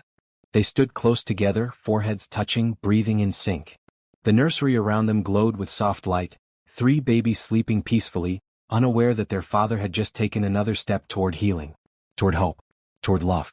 Outside, the fireflies continued their dance, nature celebrating in its own quiet way. For 3 weeks, Harrison and Imani existed in a state of careful balance. Their relationship was no longer just professional, but they were cautious about letting their personal connection interfere with the baby's care. They were affectionate when alone, but focused and professional during therapy sessions. It felt right, this slow building of something real and lasting. Then August brought complications. It started with an article in a major newspaper. The headline read, "Miracle Babies or Medical Fraud. Family trusts unlicensed caregiver over doctors." Harrison read it with growing horror. The article questioned Imani's credentials, suggested Harrison was being taken advantage of, implied that the baby's progress might be exaggerated or even fabricated. It quoted anonymous medical professionals expressing concern about alternative therapies being promoted over evidence-based medicine. "This is ridiculous," Rachel said, reading over Harrison's shoulder. "They're questioning everything you've accomplished." "They're questioning Imani," Harrison corrected, anger building. "And they're wrong. Every bit of progress has been documented by Dr. Graham. Nothing about this is fraud." But the damage was done. Within days, other outlets picked up the story. Social media debates raged between people defending alternative medicine and people insisting only traditional medical approaches were valid. Reporters camped outside Harrison's gates, looking for controversial angles. And Patricia called, her voice tight with worry. "Harrison, people are talking. They're saying you're risking your children's well-being by trusting this girl over proper doctors." "Imani isn't this girl," Harrison replied sharply. "She's a skilled therapist who's achieved results that proper doctors said were impossible. But she doesn't have formal credentials," Patricia pressed. "No degree, no license. What if something goes wrong? What if the progress isn't real?" "The progress is real," Harrison insisted. "Dr. Graham has documented everything. Specialists have verified it." Isabel grips and turns her head. Lucas moves his hand. "Olivia's muscle tone has improved dramatically. None of that is fabricated or exaggerated." "I believe you," Patricia said, softer now. "But others don't. And I'm worried about what this negative attention could mean. For the babies. For you. For your family's reputation." After hanging up, Harrison felt the weight of public scrutiny pressing down. He'd been so focused on his children's recovery that he hadn't considered how their story might be perceived by skeptics. Hadn't anticipated that Imani's lack of formal credentials would become ammunition for people determined to dismiss their success.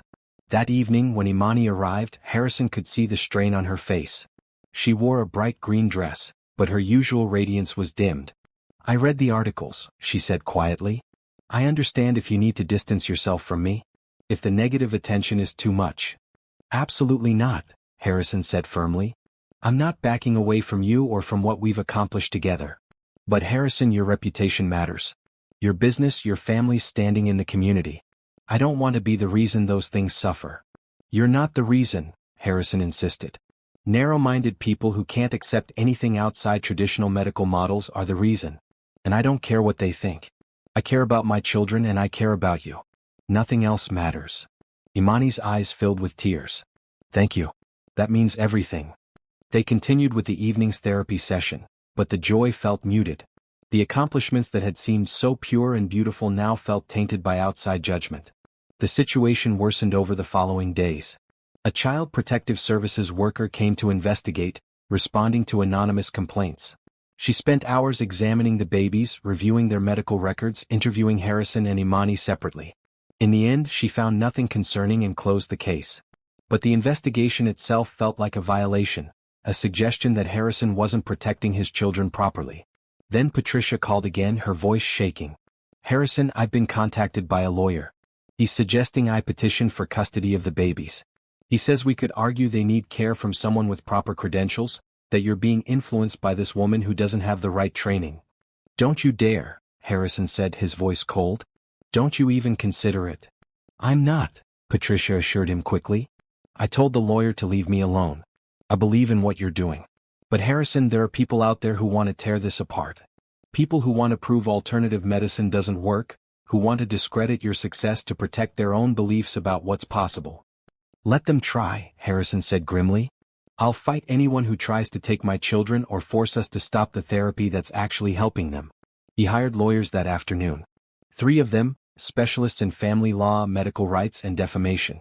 They reviewed everything, advised him on how to respond to media inquiries, prepared to defend against any legal challenges that might emerge. You have a strong case, the lead lawyer assured him. Dr. Graham's documentation is thorough. The progress is measurable and verified by multiple medical professionals. Miss Washington's lack of formal credentials is irrelevant given the results she's achieved. Anyone who tries to challenge your custody or force different care options will face a very difficult battle. Harrison felt some relief, but the stress was taking its toll. He wasn't sleeping well, was constantly checking his phone for new attacks, was snapping at people who didn't deserve his anger. One evening he found himself in his office at midnight, staring at his computer screen, reading every article and social media post about his family. Most were supportive, but the negative ones cut deep. People called him irresponsible, called Imani a charlatan, suggested the baby's progress was either exaggerated or would ultimately prove temporary and meaningless. Hey, a soft voice said from the doorway. Harrison looked up to find Imani standing there, still in her bright dress from earlier. She should have left hours ago, but she'd stayed, perhaps sensing he needed support. You should be home, Harrison said. Resting. This isn't your burden to carry. Yes, it is, Imani replied, coming into the office and sitting across from him. We're in this together, remember? What affects you affects me. What threatens your family threatens what we've built. I won't let them hurt you, Harrison said fiercely. I won't let anyone diminish what you've accomplished or question your value to my children. I know, Imani said gently. But Harrison, you have to let some of this go. You can't read every criticism, can't respond to every skeptic. We know the truth. Dr. Graham knows the truth. Your family knows the truth. That has to be enough. It should be, Harrison agreed. But it's hard to watch people attack you when you've done nothing but help. I've faced skepticism before, Imani reminded him. When my brother was alive, doctors dismissed my grandmother's techniques constantly. Called them folk medicine, superstition, wishful thinking. But we knew they helped Jordan have a better quality of life. We knew they gave him comfort and moments of improvement that medical science couldn't explain. The same thing is happening here. We're challenging assumptions and people don't like having their assumptions challenged. Harrison absorbed her words, feeling some of his anger dissipate. She was right. They couldn't control public opinion. They could only focus on what mattered, the babies and their continued progress. I'm sorry you're going through this, Harrison said.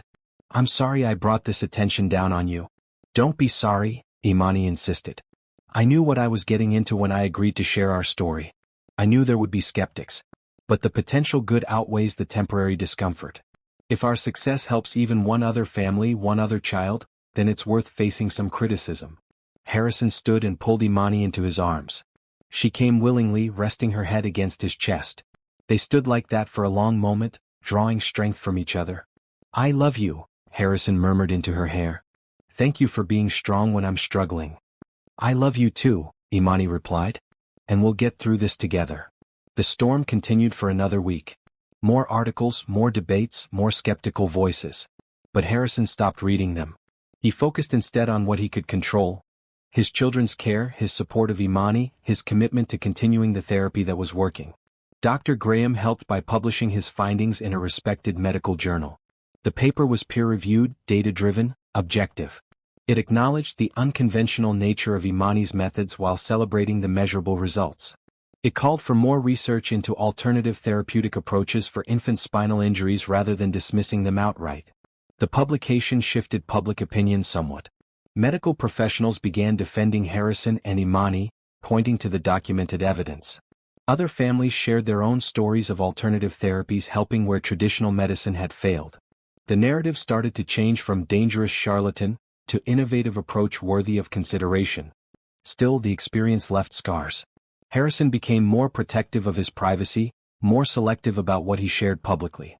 Imani became more cautious, documenting everything meticulously, always aware that her work might be scrutinized or challenged.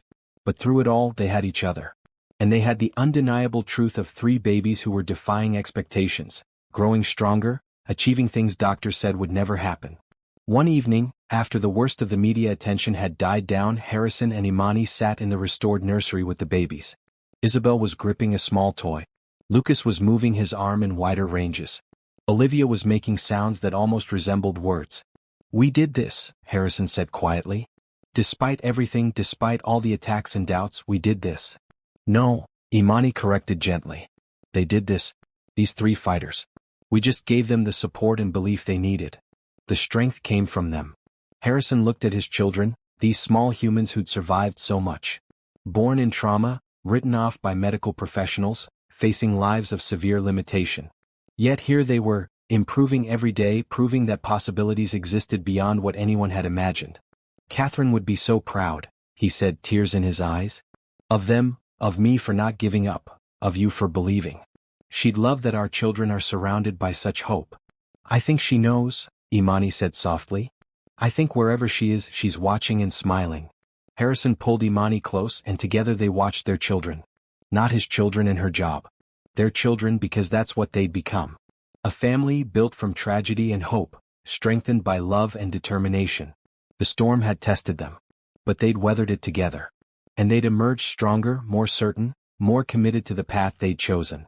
Outside, the August night was warm and full of stars. Inside, the nursery glowed with soft light and love. And 3 babies slept peacefully, unaware of the battles fought on their behalf, unaware of the love surrounding them, aware only of comfort and care and the steady presence of people who refused to give up. Tomorrow would bring new challenges. More therapy, more progress to document, more skeptics to face. But tonight was for gratitude. For acknowledging how far they'd come. For celebrating not just the baby's improvements but the family they'd become in the process of fighting for those improvements. Harrison kissed the top of Imani's head. She squeezed his hand in response. No words were needed. They understood each other perfectly. They were a team. A family. And nothing, no amount of criticism or doubt or challenge, would break what they'd built together. September arrived with cooler temperatures and changing leaves. The summer's controversy had faded somewhat, replaced by cautious acceptance from the medical community. Dr. Graham's paper had been well received, generating serious discussion about alternative therapeutic approaches. Several major hospitals reached out, asking for information about Imani's methods, interested in incorporating them into their own protocols.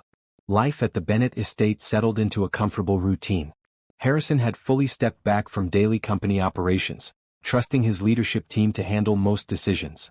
His priority was his children and his relationship with Imani, which had deepened into something solid and sustaining. They talked about the future now, about what their family might look like, about possibilities that once seemed impossible. The babies continued improving. Isabel could now turn her head fully side to side. Lucas moved his entire arm intentionally. Olivia made distinct sounds, each one potentially the beginning of language.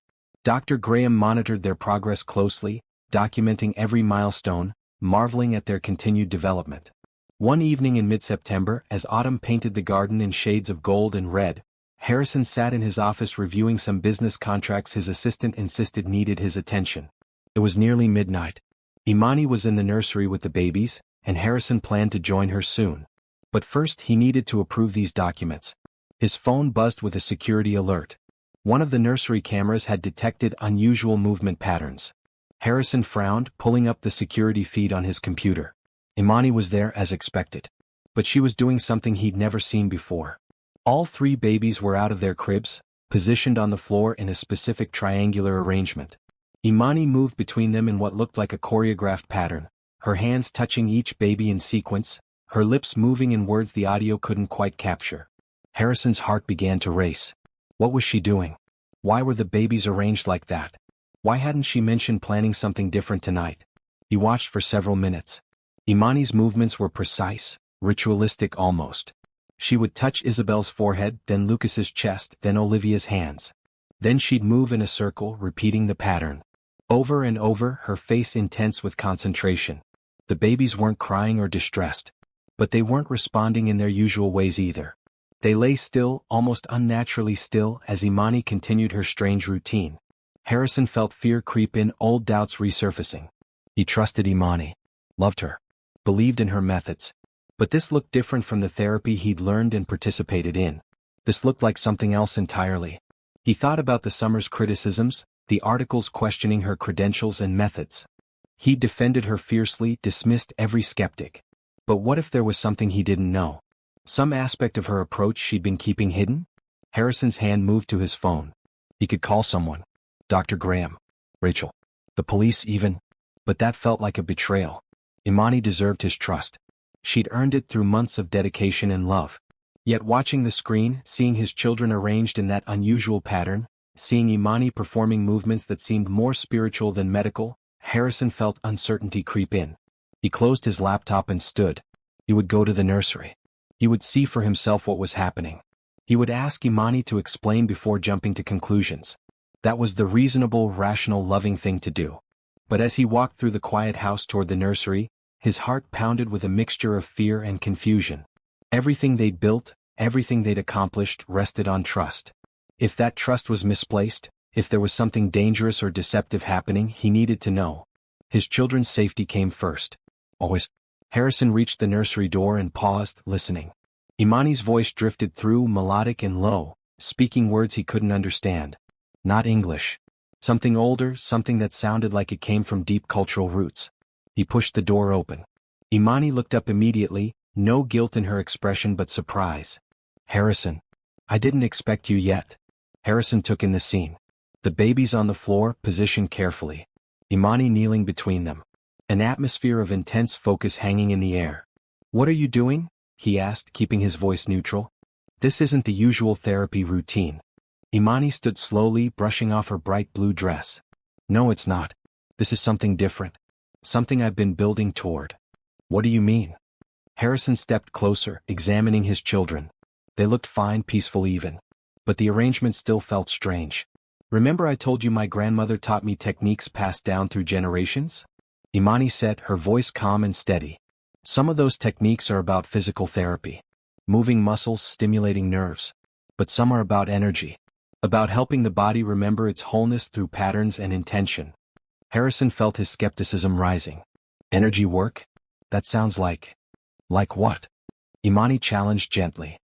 Like superstition? Like something that can't be real because Western medicine doesn't recognize it. I just want to understand, Harrison said, trying to keep defensiveness out of his voice. You've never done this before. At least not when I've been here. I've been preparing them, Imani explained. The physical therapy came first, building their strength and neural connections. But this, what I'm doing now, this is about helping them integrate those improvements. About giving their bodies permission to use what they've learned. Harrison looked at his children. Isabel was making small movements with her fingers. Lucas was turning his head slowly. Olivia's eyes were open and alert, tracking Imani's movements. It looks ritualistic, Harrison said. Like some kind of ceremony. In a way it is, Imani admitted. My grandmother believed healing required more than just physical manipulation. It required intention, focus, belief. The patterns I'm using, the words I'm speaking, they're traditional.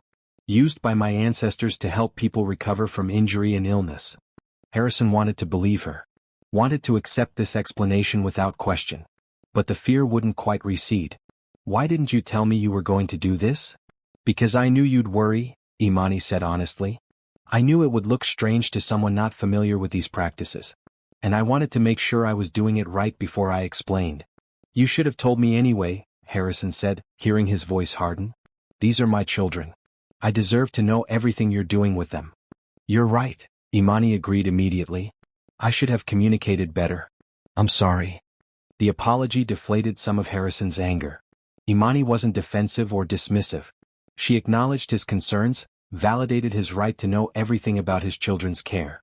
Can you explain what you're doing? Harrison asked, softer now. In detail? Imani nodded. Of course. Come sit with me.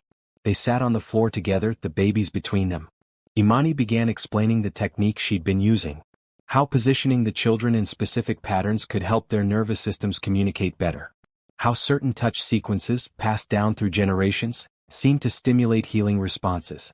How the words she spoke, traditional phrases in her grandmother's language, were about intention and belief, about creating an atmosphere of healing and hope. Does it sound strange? Imani asked when she finished. Yes. Can I prove scientifically that it works? No. But I've seen it work. With my brother, with other children my grandmother helped. And I believe it can help your children too. Harrison listened carefully. Part of him wanted to dismiss this as wishful thinking, as superstition masquerading as therapy. But another part remembered all the times doctors had been wrong. All the predictions of permanent paralysis that were proving inaccurate.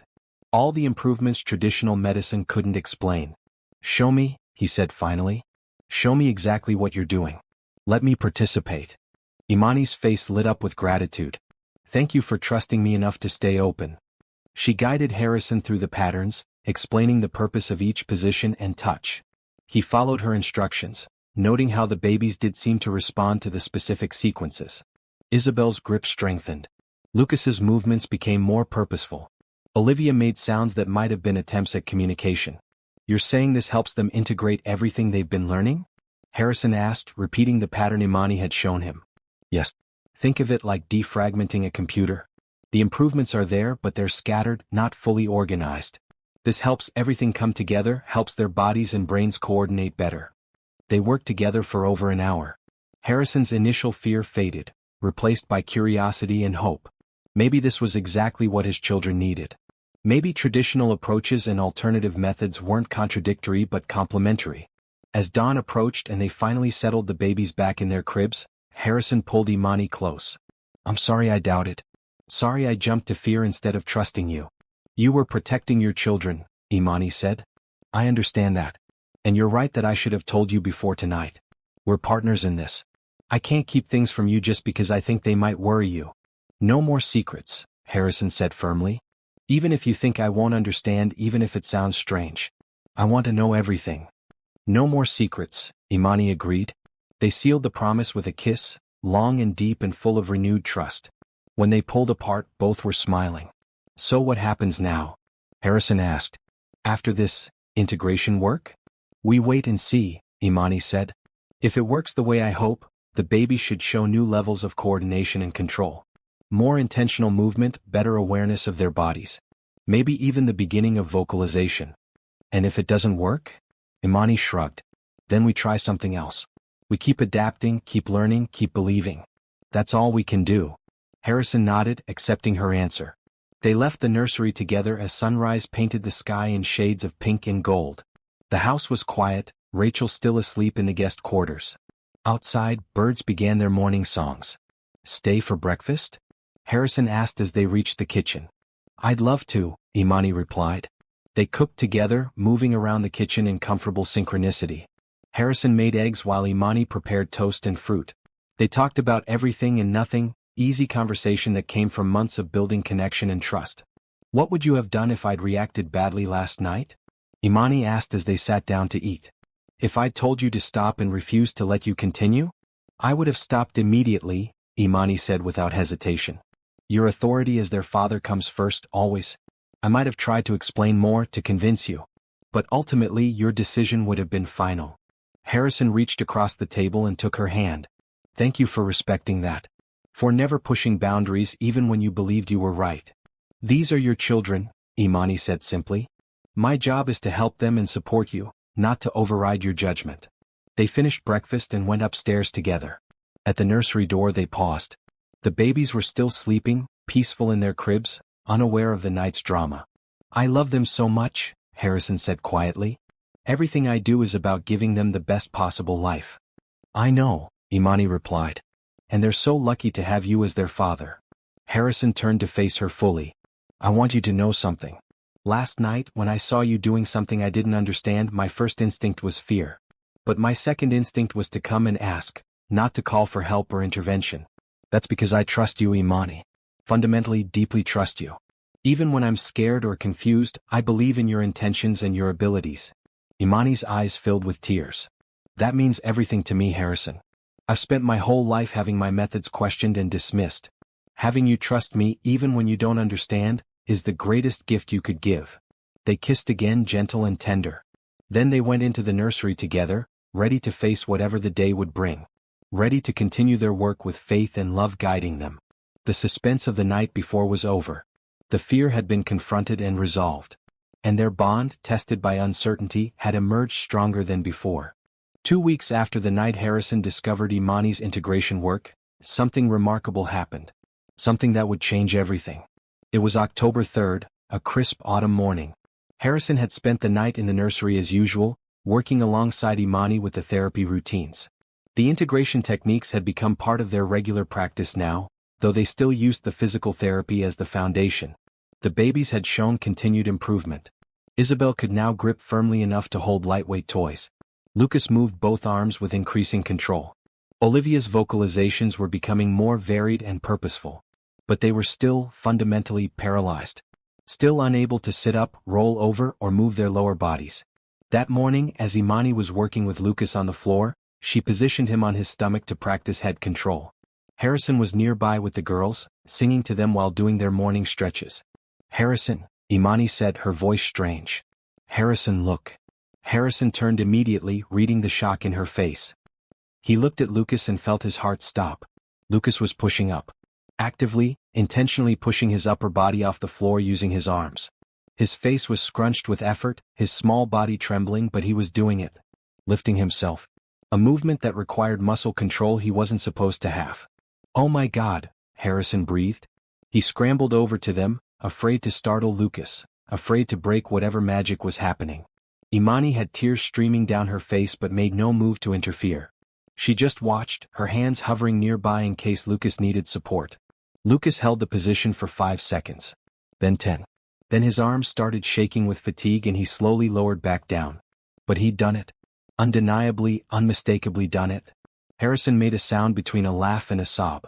He scooped Lucas up, holding him close, kissing his son's face repeatedly. You did it, buddy. You did it. Imani was laughing and crying at the same time. The integration work. Connected everything. His brain found the pathways it needed. Rachel came running into the nursery, alarmed by the commotion. What happened? What's wrong? Nothing's wrong, Harrison said, his voice breaking. Everything's right. Lucas pushed himself up. He actually pushed himself up. Rachel's hand flew to her mouth. She sank to the floor next to them, staring at her nephew with wonder. Are you serious? He really did it? We both saw it, Imani confirmed. Full extension held the position for about 10 seconds. It was intentional and controlled. Rachel started crying too. The 3 adults sat on the nursery floor, Lucas in Harrison's arms, all of them overwhelmed by the magnitude of what had just happened. Over the next hour they tried to get Lucas to repeat the movement. He was too tired at first, having expended enormous effort on that initial attempt. But after a nap, when they placed him on his stomach again, he pushed up once more. This time even more strongly, holding the position for 15 seconds. Harrison called Dr. Graham immediately, interrupting the doctor's morning appointments. Lucas pushed himself up. Full arm extension. Controlled movement. You need to see this. Dr. Graham arrived within an hour, bringing 2 other specialists with him. They examined Lucas carefully, testing his strength and control. They had him demonstrate the movement multiple times, documenting everything on video. This is unprecedented, one specialist said, shaking his head in amazement. The injury he sustained should have prevented this kind of upper body control. Yet here he is, clearly demonstrating motor function we said was impossible. What about the girls? Dr. Graham asked, turning to examine Isabel and Olivia. Are they showing similar improvements?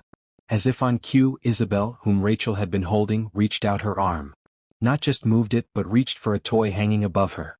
Her small hand closed around it, gripped it, pulled it toward herself. Purposeful, coordinated movement that went far beyond anything she'd done before. The room erupted again. Rachel was laughing through tears. Harrison felt like his heart might burst from joy. Imani watched with quiet satisfaction, her faith vindicated in the most beautiful way possible. They spent the rest of the morning testing the baby's capabilities. Lucas could push up consistently now. Isabel could reach and grasp. Olivia, not to be outdone, demonstrated that she could turn her entire body from back to side, a rolling motion that was the precursor to full mobility. I need to document all of this, Dr. Graham said, his professional demeanor cracking with excitement. This isn't just progress. This is revolutionary. These children are defying everything we understand about spinal injury recovery. So you believe it's real? Harrison asked. You're not going to say it's temporary or reflexive? Mr. Bennett, Dr. Graham said seriously, what I'm seeing here is intentional, coordinated motor control. These children are using neural pathways that shouldn't exist. How they're doing it I can't fully explain. But that they're doing it is undeniable. This is real recovery, not reflex or coincidence. The news spread quickly. By afternoon, Harrison's phone was ringing constantly. Media outlets wanting interviews. Medical facilities wanting to study the babies. Other families begging for information, for hope, for the miracle that had happened in Harrison's home. Harrison fielded calls while Imani continued working with the children. Patricia came over immediately, spending hours holding each grandchild, crying happy tears, apologizing repeatedly for ever doubting Harrison's choices. You were right, she said, hugging Harrison tightly. About everything. About Imani, about the therapy, about not giving up. Catherine would be so proud of you. So proud of these babies. That evening, after everyone had left and the house was quiet again, Harrison found himself alone with Imani in the nursery. The babies were sleeping peacefully, unaware they'd just become medical miracles. The autumn sun set outside, painting the room in golden light. I can't believe this is real, Harrison said quietly. After all the grief, all the fear, all the doubt. They're actually recovering. They're doing exactly what I knew they could do, Imani replied gently. Their bodies just needed time and the right support. You gave them that. We gave them that, Harrison corrected. I couldn't have done any of this without you. He turned to face her fully, taking both her hands in his. Imani Washington, I love you. I love you for your strength, your faith, your unwavering belief in possibilities. I love you for seeing potential where others saw only tragedy. I love you for walking into my broken family and refusing to let us stay broken. Imani smiled through tears. I love you too, Harrison. You and these beautiful children have become everything to me. Harrison took a deep breath, his heart racing. I know it's soon. I know we've only been together a few months. But I also know what I want. What I need. I want you in my life forever. I want you as more than just the person who helps with the babies. I want you as my partner, my wife, my children's mother. He pulled a small box from his pocket. Inside was a ring, simple but beautiful, a sapphire surrounded by small diamonds. Marry me, Imani. Not out of gratitude, not because you've helped my children, but because I genuinely, completely love you and want to build a life together. Imani stared at the ring, tears flowing freely now. Harrison. I know it's fast, Harrison said quickly. And if you need time to think about it, I understand. But I had to ask. Had to let you know how serious I am about us. Imani looked from the ring to his face, her expression full of love and wonder. Yes, she said simply. Yes, I'll marry you. Harrison felt joy explode in his chest. He slipped the ring on her finger, then pulled her into his arms, kissing her with all the love and gratitude and hope he felt. She kissed him back with equal passion, both of them laughing and crying at the same time. We're really doing this, Imani said when they finally pulled apart. Building a life together. Becoming a family. We've been a family for months, Harrison replied. This just makes it official. They sat together in the rocking chairs Catherine had chosen, holding hands, watching the babies sleep. The nursery glowed with the last light of sunset, warm and peaceful and full of love. Catherine would approve, Harrison said quietly. She'd love that you're here, that you're bringing so much joy and hope into our lives. She'd want the babies to have a mother who loves them the way you do. I hope I can honor her memory properly, Imani said. I hope I can be the mother these children deserve. You already are, Harrison assured her. You've been their mother in every way that matters since the day you arrived. This just acknowledges what's already true. Over the following months, the baby's progress continued. By December, Lucas could sit up with minimal support. Isabel could roll completely over. Olivia was making sounds that were clearly attempts at words.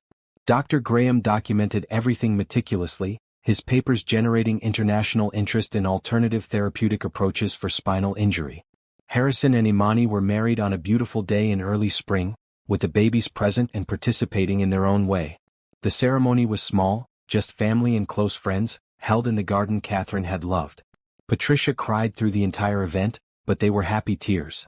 Rachel served as maid of honor, giving a speech about how love could heal even the deepest wounds. As Harrison and Imani exchanged vows, promising to love and support each other through whatever came, Lucas reached up from Patricia's arms and touched Harrison's hand. A small gesture but profound. His son acknowledging this moment, participating in this celebration of new beginnings. The reception was joyful, full of laughter and music and hope. People who'd doubted, who'd criticized, who'd predicted tragedy came and admitted they'd been wrong. The Bennett family had defied expectations, had proven that love and faith and determination could create miracles. 6 months later, on a warm October afternoon, Harrison stood in the nursery watching Imani work with the children. They were 14 months old now, far beyond what anyone had predicted they'd achieve. Lucas was standing. Not independently but with support, bearing weight on his legs in ways doctors had said would never be possible. Isabel was manipulating toys with both hands, her fine motor control improving daily.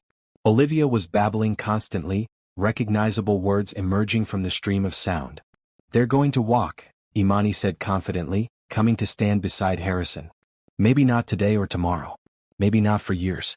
But they're going to walk. I believe that completely. Harrison put his arm around his wife, pulling her close. I believe it too. Because you've taught me that believing in possibilities is how we make them real. The nursery door opened and Rachel peeked in. Am I interrupting? Never, Harrison said, smiling at his sister. Rachel came in carrying a framed photo. I found this in storage. I thought you might want it in here. It was a picture of Catherine, heavily pregnant, standing in this same nursery before it was painted gray.